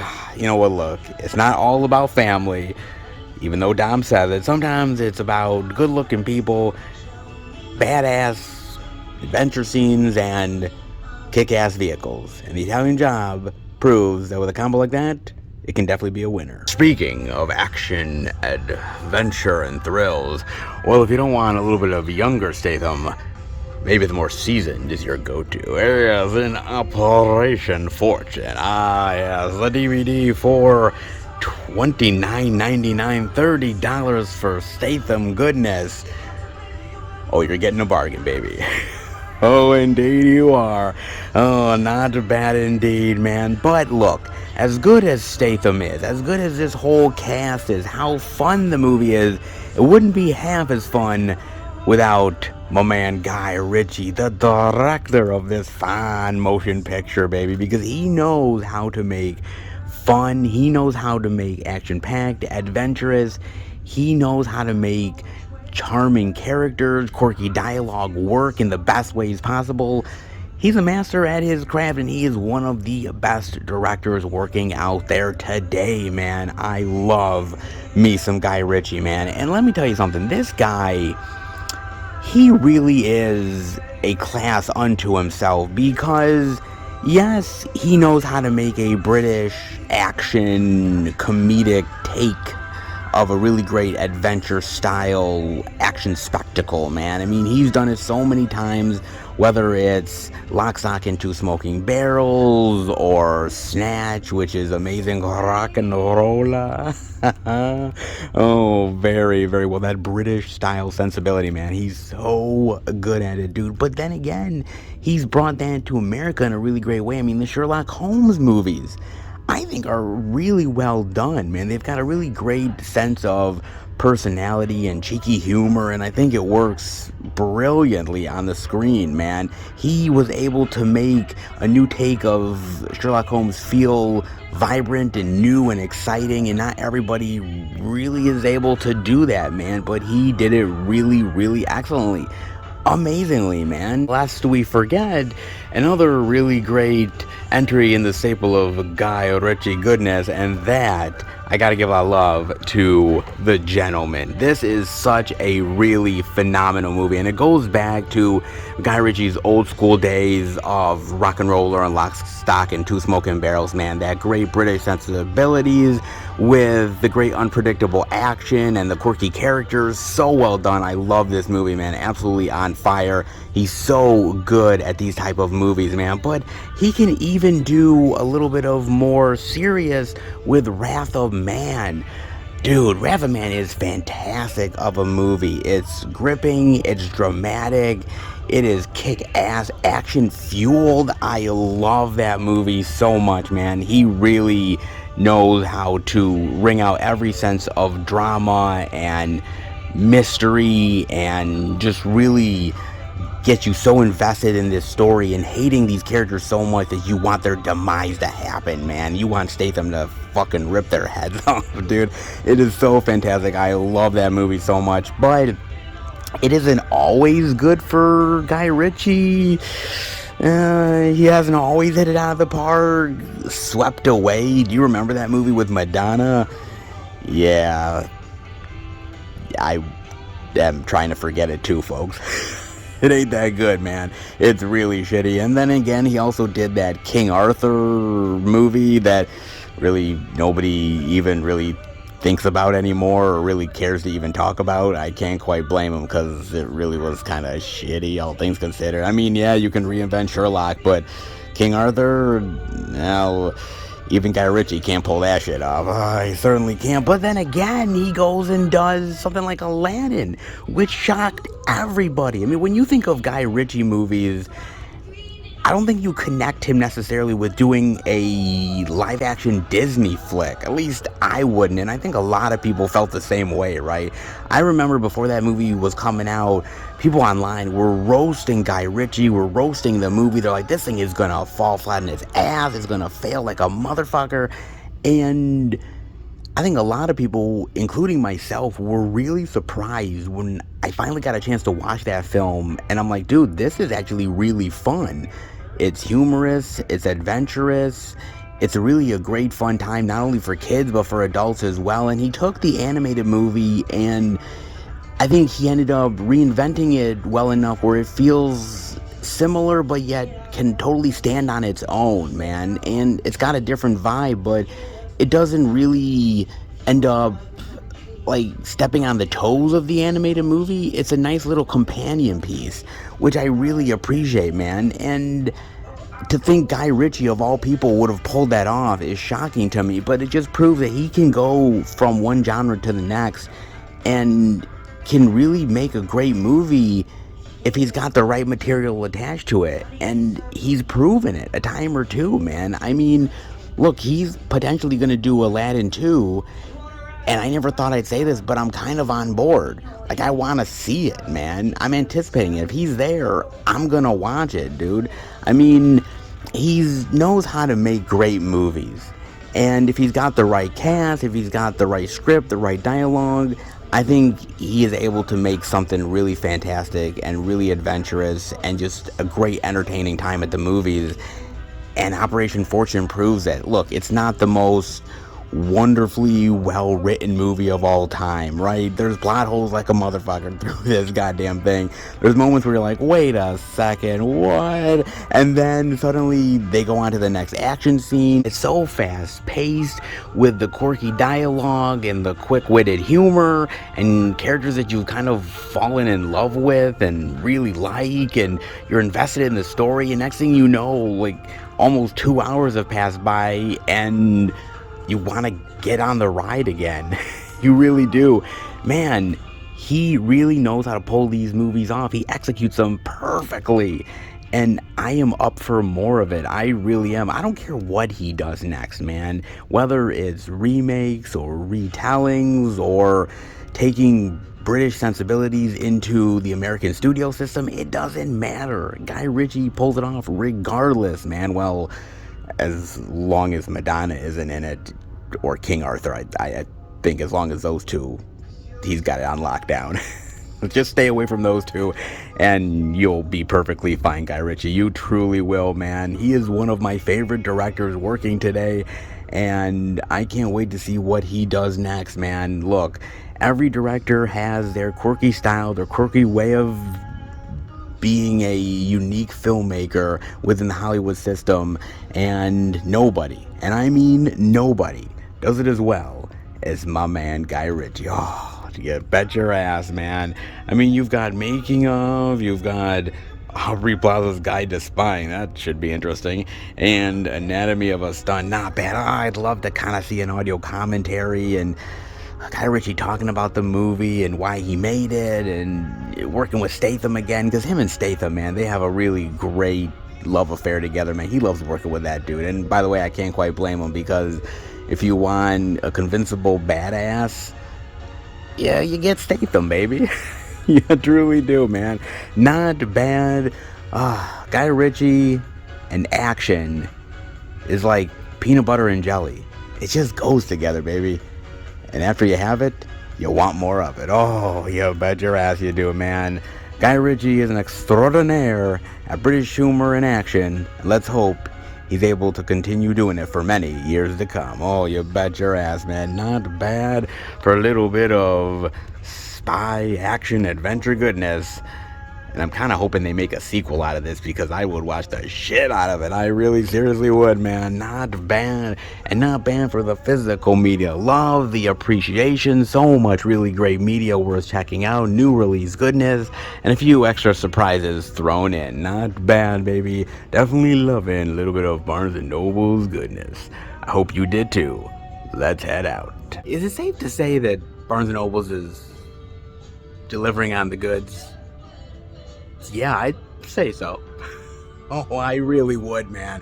This is awesome. They brought all of the physical media appreciation, the new releases, a little bit of indie love, physical media we haven't seen yet.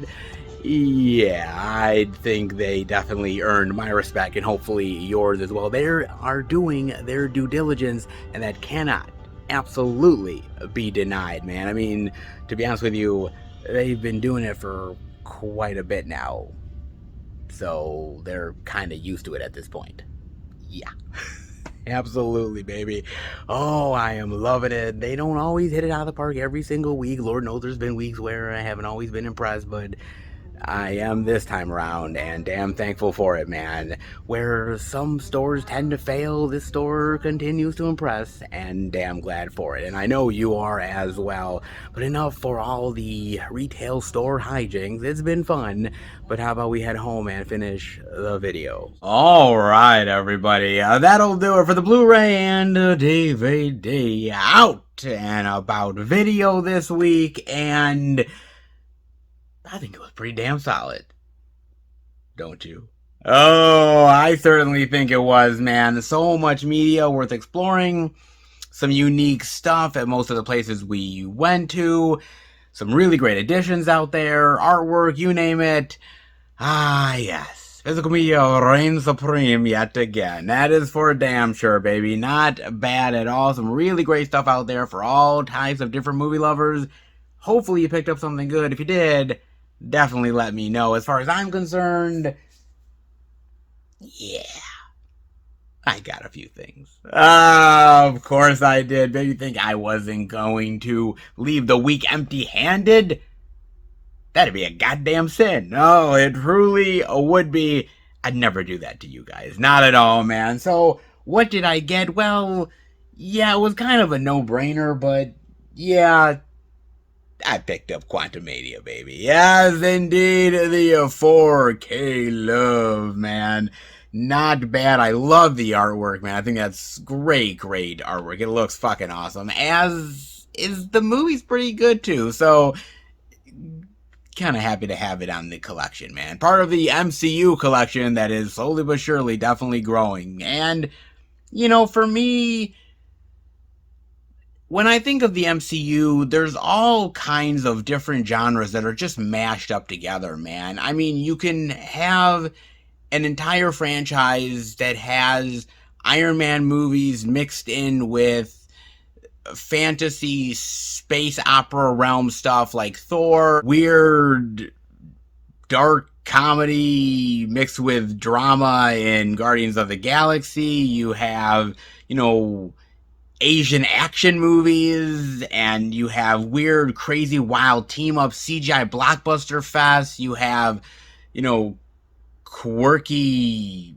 family comedy stuff as well. I mean, it's just all over the place with Marvel. It really is. And that's one of the best things that I love about it. Okay, if you don't like one movie, well, you might like the next. And it's just one big smorgasbord. And for me, Ant-Man has always been one that's been a nice little break from all the craziness. And yes, I think people were like, oh god, we've got to have him now part of the crazy, wild, insane, multi-layered universe of the MCU now, and he's got to really be this serious character in a larger realm, in a larger MCU world, introducing Kang, and yet I'm okay with that. Upping the stakes, upping the characters' interaction, and Oh, by the way, it's not like this is the first film that Ant-Man was suddenly like a part of the larger MCU world. He was in Avengers Endgame. He was in Captain America Civil War. Okay, so they have been bringing him into the fold slowly but surely and bringing him into the larger narrative. So that argument doesn't really stick to me. And at the end of the day, you may not like one or two aspects of this, and that's fine. But for me, I really did love the overall just weird aspect of going into the quantum realm and all the weird creatures and oddities and the political machinations and how Kang is down there slowly plotting his revenge. And it was so great, man, to sort of bring this into a larger context, and I think it really worked, dude. I think it did. Me, myself, I get it. If people didn't like it, that's cool, but for me, I still love the MCU, and I'm still sticking around, man, and not every movie is gonna hit, but for me, I'm still a fan, and I'm still willing to see where this ride takes me. And so, this is the beginning of Phase 5. I think it's off to a strong start, and I'm willing to see where it pans out. What do you think? What do you think indeed, man? But for me, another one in the MCU collection, well worthy. Well worthy indeed, man. Not half bad for that. And then I also picked up a little bit of 4K upgrade goodness. Well, this one has a regular edition. Yes, it does. But oh, by the way, it also has a Steelbook edition. And I kind of like the Steelbook edition just a wee bit more. Oh, indeed I do when we talking Italian Job Love. Oh, yes, man. Come on. Get in. Get out. Get even. Oh, I bet your ass, man. You know, look, it's a great movie. Alright, seriously, it's just infectiously fun, endlessly entertaining. I love the action scenes. I love the villainous bad guy. I love all of the, like, machismo personalities in this thing, man. Of course, Charlize Theron looks gorgeous. It's a really great remake, man. It really is. In a sea of really terrible remakes and redos and re-whatevers, The Italian Job is one of those ones that really stands the test of time of just how fun it is. And it's just a really great time at the movies, and I've always loved it. And to get a chance to have it in Steelbook form, 4K style, why not, man? Well worthy of the upgrade for sure. Well worthy of the inclusion into the collection. Not bad, baby. Not bad at all. Glad to finally have that. But then I decided, you know what? I'm still gonna get more new release goodness. I ain't stopping with the new release love, baby. Because this one needs to go into the collection. Absolutely 100% needs to go into the collection. I loved it too goddamn much. I needed it. I'm damn glad to finally have it. And that is Operation Fortune. Yes, man. Oh, they're badass. And they look good doing it. You bet they do, baby. Man, this is just such a fun movie. God damn, it's so fun. I love the quirky characters. I love the cheeky, snappy dialogue, the exciting action-adventure scenes, the wild interactions, and they're just on to the next thing. It's so fast-paced. It's going a mile a minute. They're having so much fun going into the next suit, tie, dress, crazy, wild scenario, and doing it all over again, man. And I so loved that. I thought it was so brilliantly well done. I love the acting. I love the directing. I love all of the great scenery and the places they go to, and all of the wild, hilarious moments, and all the crazy, wild action scenes. And it just felt like Guy Ritchie making his own Mission Impossible movie. It's kind of what it felt like, man. And I had a ton of fun with this movie. And it really is a dark horse type of movie. And I say that only because nobody was expecting for this movie to be half as good as it was. You know, when you thought of this movie, it didn't get a lot of promotion or a lot of recognition. I really didn't even know it existed until I saw some post about it on Facebook so many months back, is when I finally realized, oh, there's a new Guy Ritchie movie coming out? Really? Like, the damn thing hasn't been promoted. We're shit. And so I was like, okay, this is probably going to be a dumpster fire, man. Ain't no one talking about this shit. So the fact that it came out as good as it did, the fact that this is as fun as it is, shocks the living shit out of me, guys. And it is really that fucking good, man. It really is as good as it has any right to be. It is fucking solid, man. And I love Hugh Grant here. I love Carrie Elways. I love Josh Hartnett, man. It is so wacky, over the top, but yet thrilling and fun and dramatic at moments. And damn, dude, you know what, man? Just hand Guy Ritchie a fucking Mission Impossible movie. Hand him that motherfucker, because, dude, I think he would kill it.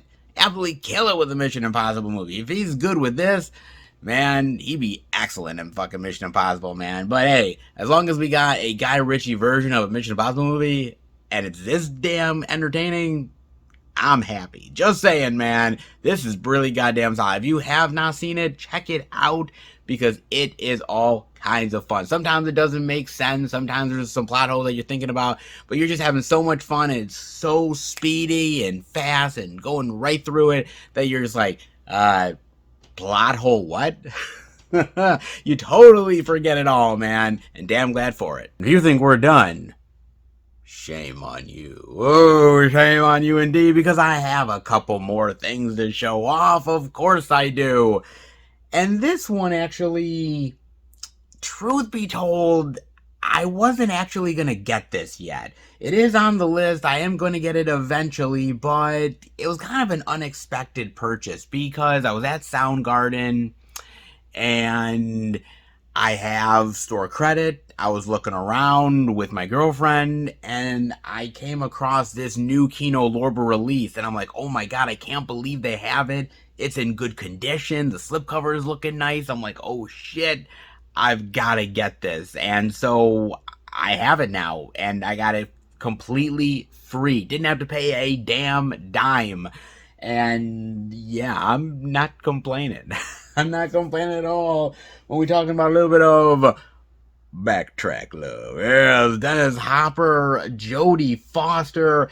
They hired him to kill her, but he had a better idea. Ooh, did he now? Ah, yes, indeed, man. Not bad, baby. Now, I love Kino Lorber doing this, man. Kino Lorber puts out some really unique and interesting movies, old school stuff, things that most people don't even remember. They're like, what, backtrack? You know, and it's just really cool to see them putting out some really interesting old school movies and giving them a new appreciation and a new love, and I really love that, man. And this is an interesting movie.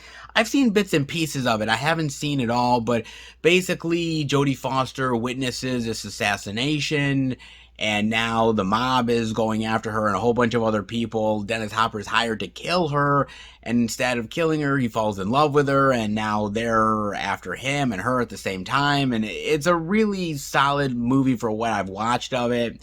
And this actually includes both the director's cut and the theatrical cut. I heard the director's cut is really good too, so I've got to end up watching that at some point. But I'm glad to have this in the collection. I mean, not only do you have those two actors here, but you've got a whole bunch of other people. You got Dean Stockwell, Vincent Price, John Turturro, Fred Ward, Julie Adams, Catherine Keener, Charlie Sheen, Joe Pesci, Bob Dylan, man.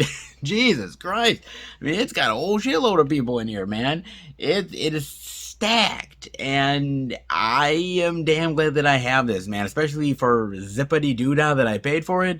Yeah, that's pretty goddamn sweet, man. Not bad for a little Kino Lorber love, dare I say, man. Pretty goddamn solid. But the last thing, man, this here, I'm not gonna lie, man, I have been on a journey with this, okay? Finally, to have a copy of this is amazing. In my hands, actually going in the collection is a goddamn achievement. So, let me show this off to you guys. I finally, after so many weeks and months, finally got an actual really great copy, well, somewhat, of Dragon Slayer. Yeah, look at this, man. Look at Dragon Slayer, the nice slippy love. Oh, that's so cool. And on the inside, this is a great looking slip, man. Look at this. Oh, that is gorgeous. Oh, so cool. Oh, that is amazing, man. This is a great looking steely love. It's so great. Oh, it's so cool. Damn, dude. I love that. Oh, so great, man. So fucking cool. Okay, so as I said, I have been on a journey with this thing. So if I were to tell you that this is my 10th copy that I have gotten, what would you say to that? You'd probably think that I was crazy. I was out of my mind. Fucking nuts. Wait a minute, Seth. You've bought this 10 times?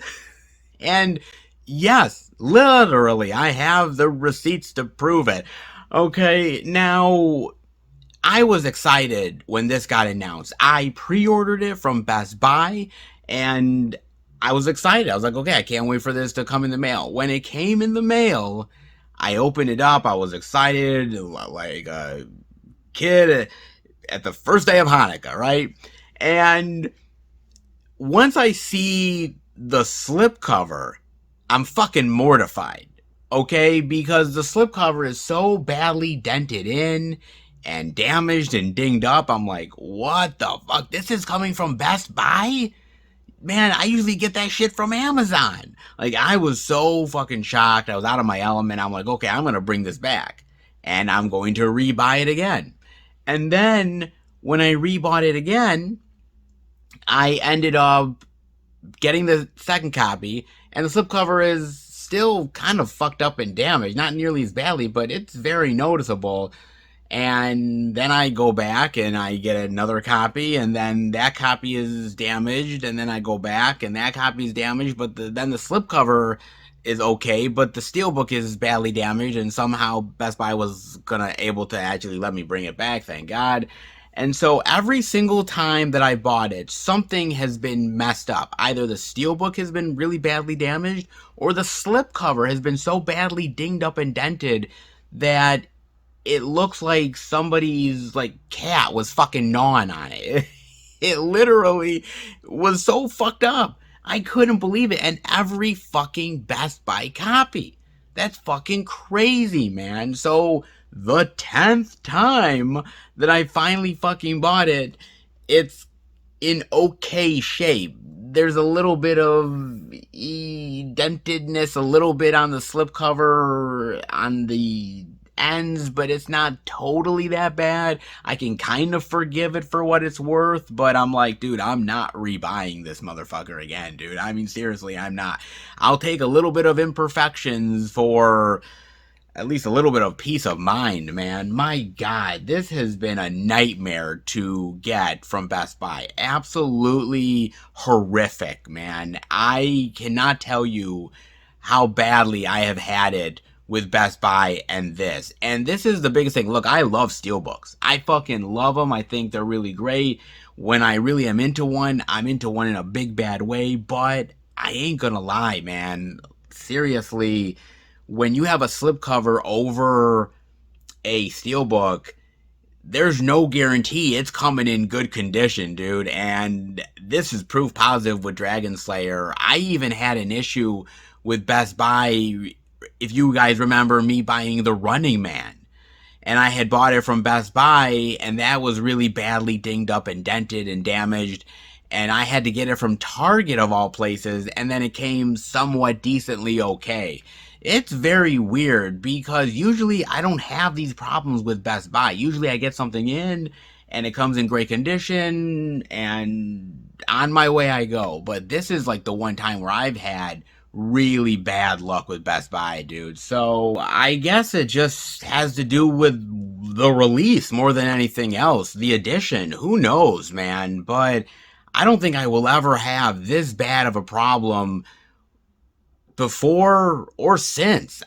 I don't think I will, man. I mean, seriously, it's just really kind of disheartening what I've had to go through. 10 copies I've had to buy over and over and over and over against so much time.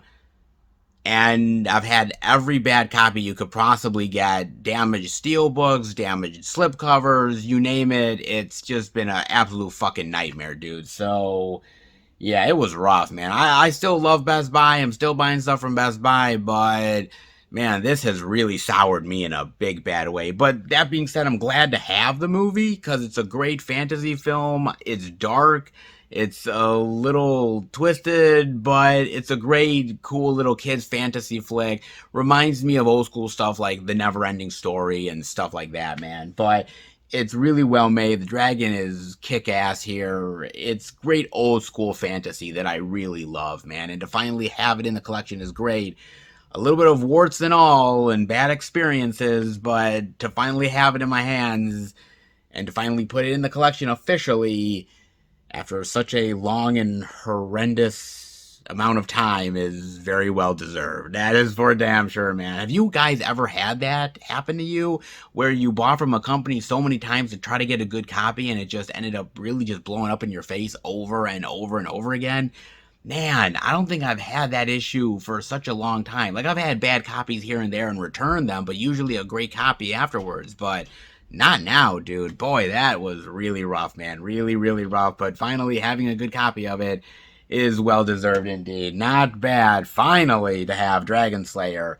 Pretty damn sweet. And pretty damn sweet for the physical media love. I gotta say, I think I did my due diligence in a big bad way. Some new release love, some 4K upgrades, and some old school releases.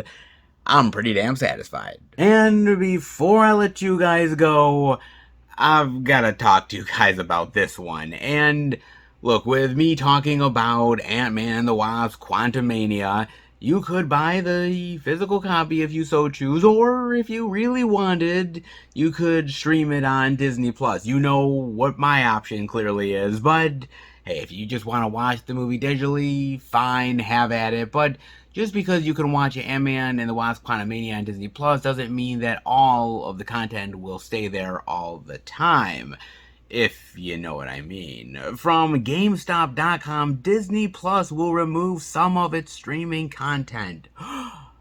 You don't say. Let's dive in, shall we?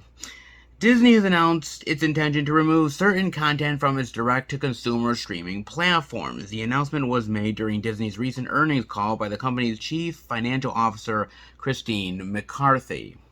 According to Variety, McCarthy explained that Disney is in the process of reviewing the content on our DTC services to align with the strategic changes in our approach to content curation, and that this review will result in the removal of certain content from the company's streaming platforms. She went on to reveal that Disney expects to incur a write-down in the third quarter of between $1.5 billion and $1.8 billion as a result of this move. That's with a B, just so you know. The CFO also noted that going forward, Disney intends to produce lower volumes of content in alignment with this strategic shift. This means that while the company will still be creating content, it will be producing less of it to focus on a smaller number of high-quality offerings. Disney has not yet disclosed which specific content will be removed from its streaming platforms, but the move is likely to be part of the company's broader efforts to streamline its operations and optimize its content offerings. The company has been working to integrate its various business units and offerings into a cohesive, unified whole, and the move to remove certain content from its DTC services is likely part of its effort. The news of Disney's content removal comes at a time when the company is facing increased competition from Netflix and Amazon Prime Video. By focusing on higher quality, more carefully curated content, Disney may be looking to differentiate itself from its rivals and attract a more discerning audience. Okay, that's all fine and good, I guess, but you see, that would all be well and good if they weren't actually raising the price as well. Yeah, this is a little bit more bad news for y'all. From Cord Cutter's news, the price of Disney Plus is going up again. Of course it is, because why wouldn't it? Last year, Disney Plus raised its price, and now it looks like in 2023, the price is going up again.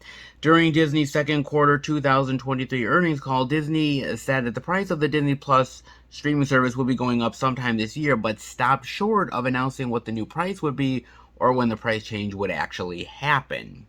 This is not the first time that Disney has said the price of Disney Plus is going up. In March, Bob Iger, the CEO of Disney, gave a talk at the 2023 Morgan Stanley Technology. During that event, he talked about Disney Plus's pricing and Disney's thoughts on Hulu. When asked about Disney Plus and its pricing strategy, Bob Iger said, "In our zeal to grow global subs, I think we were off in terms of our pricing strategy, and we're now starting to learn more about it and to adjust accordingly." He went on to say that Disney Plus needs a pricing strategy that makes sense. So, raising the price makes sense? Oh, okay. Sure, why not? Ay. Bob Iger also went on to say that Disney needed to justify better what it spends on content versus what it was making. In short, Bob Iger said, "We have to better rationalize our costs, and obviously we have to attract more subs." This was once again talked about during Disney's earnings call this week at Disney, said that they will once again cut the amount of content Disney is making for its streaming services. Well, why the price hike? Disney Plus is not expected to make a profit until 2024 or 2025. Disney has said it wants to focus on making streaming profitable as soon as possible. So, if they're not making a profit now, they're making it a higher rate in order to make it faster. I get it. The question now, though, is when Disney Plus price will go up and by how much. For now, we will need to see what happens. What is clear is the streaming lineup may look very different in the years to come, both in price and what is offered. Well, you got that one right. Oh, man. Okay, so content is slowly going away and the price is slowly going up. You know, something's not right in this equation. Something really isn't. Not at all, man. And yet, am I shocked? No, not necessarily. You know what, guys? I'm not gonna lie here. I do appreciate streaming services and the things that they offer, and Disney Plus is definitely one of them. You know, look, my mother ended up finally having me set up her Roku, and she's finally going and checking out all the streaming services that I have that she's more than welcome to check out. And we're on Disney Plus, and she's looking at it, and she's looking at all these old school Disney movies, you know, the Apple Dumpling Gang, and all these movies, man. And she's like, "Oh my God, I haven't seen this stuff in forever." And I said, "Well, you know, have at it. You know, you can more than welcome use my service. You know, I'll pay for it. I don't care. You know, go ahead and use it." And those movies are in no way going to be threatened by getting rid of, at least for the time being. But it's the more newer content that they're making specifically for their service that is going to be rid of. Now, I don't know exactly everything that they're getting rid of necessarily, but they're getting rid of that Jeff Goldblum traveling show that he was doing on there. They're getting rid of the Willow series, on top of a whole bunch of other stuff that apparently is not really getting them many subscribers or many views. So have at it. It's gone into the cloud or wherever the fuck it goes to these days. I have no idea, man. But the problem with that, right, is that these are now completely gone. It's not like they're offered on another platform. They're just gone for good. And so, I mean, I've heard negative things about the Willow series. I haven't watched it, but I've heard a lot of people that have pretty much said that, yeah, it ain't that great. So, will it ultimately be missed? Maybe not. But at the end of the day, that's something that's going away completely. If somebody did like it, if somebody did enjoy it, thought it was well worth it, what are they going to do now? They can't revisit it. It's gone forever. And there certainly isn't a physical media copy either. So, yeah, they're kind of just shit out of luck, man. So, basically what Disney is saying, and it's the same thing with all these other services. It's the same thing with HBO Max, or with Amazon Prime, or with Paramount Plus or Peacock, you name it, Apple TV, I could go on and on, Netflix too, is the idea that if the content isn't making money, if the content isn't bringing in subscribers, if the content isn't bringing in the views or what they would consider a right amount of views, then it's gone. It's over. It's finito. Kiss it goodbye. And ultimately, this is a problem for me because these things were specifically made for those streaming platforms. And so it's not like older movies and older TV shows that they're just putting on the platform to put on the platform. They have physical media copies. There's other ways to view them. No, this content was specifically made for the idea of streaming it. And now that people can stream it, well, what's really the point at the end of the day? Why did you make the content if you're just going to get rid of it eventually? And the truth is that these companies are spending so much money on content. They're spending billions upon billions upon billions of content, more than I will see in 10 lifetimes. They are spending that money on the content, and you never know what's going to hit. You never know what show is going to become this zeitgeist pop culture phenomenon. You never know which one is actually going to fail. You just throw a lot of money at it and hopefully it all works. And if it doesn't, hopefully most of it does. And that's the idea behind it. And the idea is that, well, if we're keeping it on the platform, we have to pay the money to the producers, to the stars, to the writers, to all of these people, because if people are viewing that content, even if it's not all that much views that we would like, there is still revenue that's being made from that, and we have to give that revenue to the people that were involved in making it. That's the ultimate reason why they're getting rid of this, guys, is it's cost effective for the company to ultimately get rid of it so that they don't have to pay the people involved the revenue. Exactly. See, why don't these companies just come out and say that? Well, because they don't want to tell you their true intentions. Why the fuck would they do that? I mean, come on, man. A company actually being honest with you? Seriously? Man, that is just asinine. I mean, but the truth be told of it all, guys, is that in some ways I appreciate Disney wanting to focus on the more quality content than more of the quantity. That's never a bad thing. But at the end of the day, though, upping the price for that stings. I mean, because, look, I've said to you guys, God knows how many times, that entertainment is at a premium now. There is so many streaming services. There is so many options right now on top of buying physical media, going to the movies, watching regular cable TV. Everything at your disposal right now. Entertainment is literally right at your fingertips.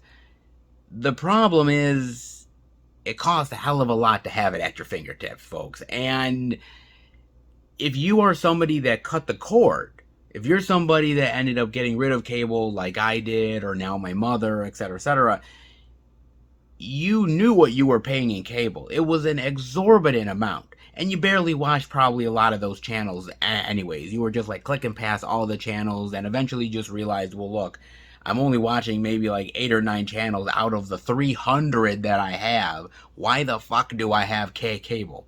Fair enough. But now you're saying the same thing about streaming. You're saying to yourself, well, geez, I have 1, 2, 3, 5, 6, 7, 8 streaming services. Holy shit. And now you're thinking to yourself, geez, my bill is way over what I want it to be. And how much am I really getting out of these streaming services in order to make it worth it to keep on paying for it? And a lot of people are clever. A lot of people will be like, hey, look, okay, a season of The Mandalorian is off, or House of the Dragon is done. I'm going to get rid of my subscription and then eventually come back to it when it comes back on. Which is probably smart, all things considered. But that's why these streaming services now are bombarding you with so much content in your face, because they're like, whoa, wait a minute. I know that popular show that you were watching is done, but look what else we've got. And that's the whole idea behind it. But now, is it worth it to do that if it's not really going well for them as far as the content is concerned? They're just going to ditch it anyways. This is tough, man. And it's a conundrum. And there's really no easy answer to this, because you ultimately, at the end of the day, have to decide what is worth it for you as far as your entertainment value and what you're willing to pay in order to make it worth it. And I'm going to be honest with you, that's no easy task, man. And, you know, for me, depending on the price going up on Disney Plus, I'm going to have some serious thoughts about, look, I'm paying for all this stuff. Do I really need X, Y, and Z? Can I go 2 or 3 months without it? There are conversations that are being had in households like that right now, or will be very soon. And by the way, it's not like these streaming services are going to go back down in price. Once they go up in price, that's it. They're staying. They ain't going nowhere, man. In fact, they be going up more than they be going down, okay? And that's for everybody. I guarantee you HBO Max is going to go up again. Most likely Prime, Peacock, Apple TV, you name it, they're all going up, man. I guarantee you within the next year or two, you're going to hear about all these streaming services going up in price. But the problem is you're paying more for lesser content, essentially. I mean, hopefully better content, but still lesser. And so all of these billions and billions of dollars going into content, if the content isn't going good, they get rid of it anyways. They're raising the price on you, and it's all just kind of matter of fact. It's all kind of just screwing over you as a consumer at the end of the day. And that's why a lot of times that I do buy physical media. Yes, I love what I buy, and a lot of the stuff isn't even on streaming anyways, but I don't want to have to just rely on a streaming service just for the sake of relying on a streaming service. And, you know, I hear Bob Iger talk about how he wants to get back into physical media. I hear Bob Iger saying, oh, let's explore all the avenues of making money. Okay. If you really are about that, if you really believe that, and I'd like to think that you do, then, you know, put Willow out on a physical media release. Put some of these other content that you're not leaving on the streaming platform, put it on a physical media release. You have the Disney Movie Club. You have an avenue in order to do that. There is a possibility of that. But I'm not hearing that. All I'm hearing is, well, if they're not watching it on streaming, why keep it around? I'm not hearing other options. So that scares me. I get a little bit of fear in that, and that's why I buy a lot of stuff. That's why I like buying some of the movies that I do, because I don't have to get dicked around by a streaming service every single fucking time. Alright, I'm not saying they're going to get rid of the MCU movies, I'm not saying they're going to get rid of a lot of other stuff, but in the thought that they might, at some point, lose the rights, whatever, I've got my physical copy. So they can fuck off. And that's the truth. That's the absolute honest truth from me, guys. And you guys are going to have to end up making those really hard decisions at the end of the day. Whatever you think is worth it, because look, prices are going up everywhere. They ain't going down. And at the end of the day, entertainment is expensive. These streaming services are going up. Movie theaters are charging you more money, concessions, everything like that. You're going to have to figure out real soon, and it might be within the next year or so, what you want to pay for your entertainment and where you want to get it from. it's not going to be an easy decision, and there's going to be a lot of tough choices, but that decision is going to have to come sooner rather than later.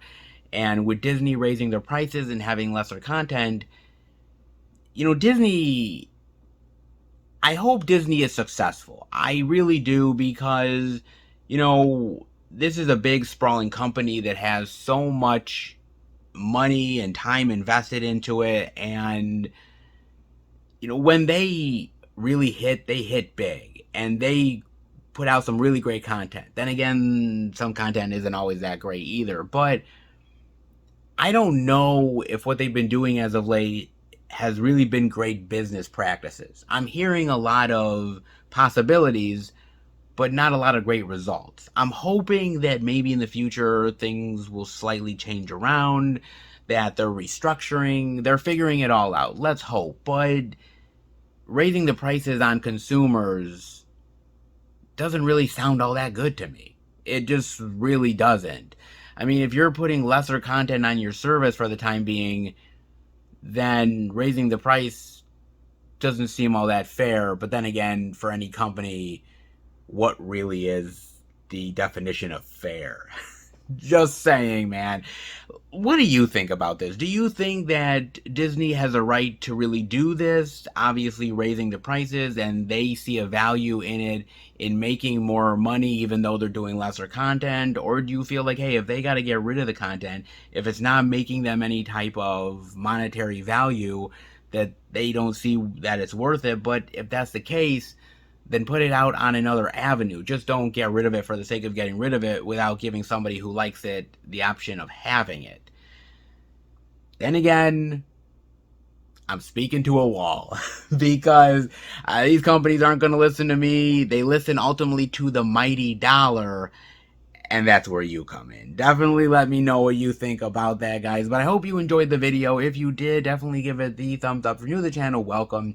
Check out the other Blu-ray and DVD out and about videos that I do. Movie reviews with my friends, unboxings, Blu-ray pickup videos, movie hunting, live streams, you name it, all that good jazz, and much, much more. A lot of content that is slowly but surely coming your way. But if you like how I do talk about movies, hit subscribe and the notification bell so you're notified every single time that I make a video. And I want to thank my wonderful subscribers. You guys are great. You go out of your way to watch these long ass videos. You end up really supporting me, the great comments, feedback. It's awesome, and I appreciate everything that you guys do to just, keep me going and keep the hope alive, man. I appreciate it so much. From the bottom of my heart, I really do, man. It means a lot to me. It truly does. So, again, if you'd like to subscribe, you're more than welcome to. Keep up to date with everything I'm doing through Instagram and Facebook. FilmFan108, keep up to date with everything I'm doing, plus special pictures and videos I do from time to time on social media as well. And if you would like to send the channel any movie-related goodness, care packages, physical media, movie posters, whatever, it doesn't really matter. If you are interested in sending something to the channel, the P.O. Box is in the description below. It is not expected, but it is definitely appreciated. You guys have went out your way to send some amazing stuff. It's been phenomenal, and I'm always looking forward to it. I always go to the P.O. Box with a certain sense of glee, wondering what could potentially be there. So I can't wait to see where those P.O. Box adventures take me next. If you are interested, again, in the description below. Can't wait to see what comes my way next. But I guess that does it for the video, man. This was a solid week for physical media, and hopefully the train keeps on a-rolling. We'll see. But until next time, take care, everybody. And remember, happy hunting.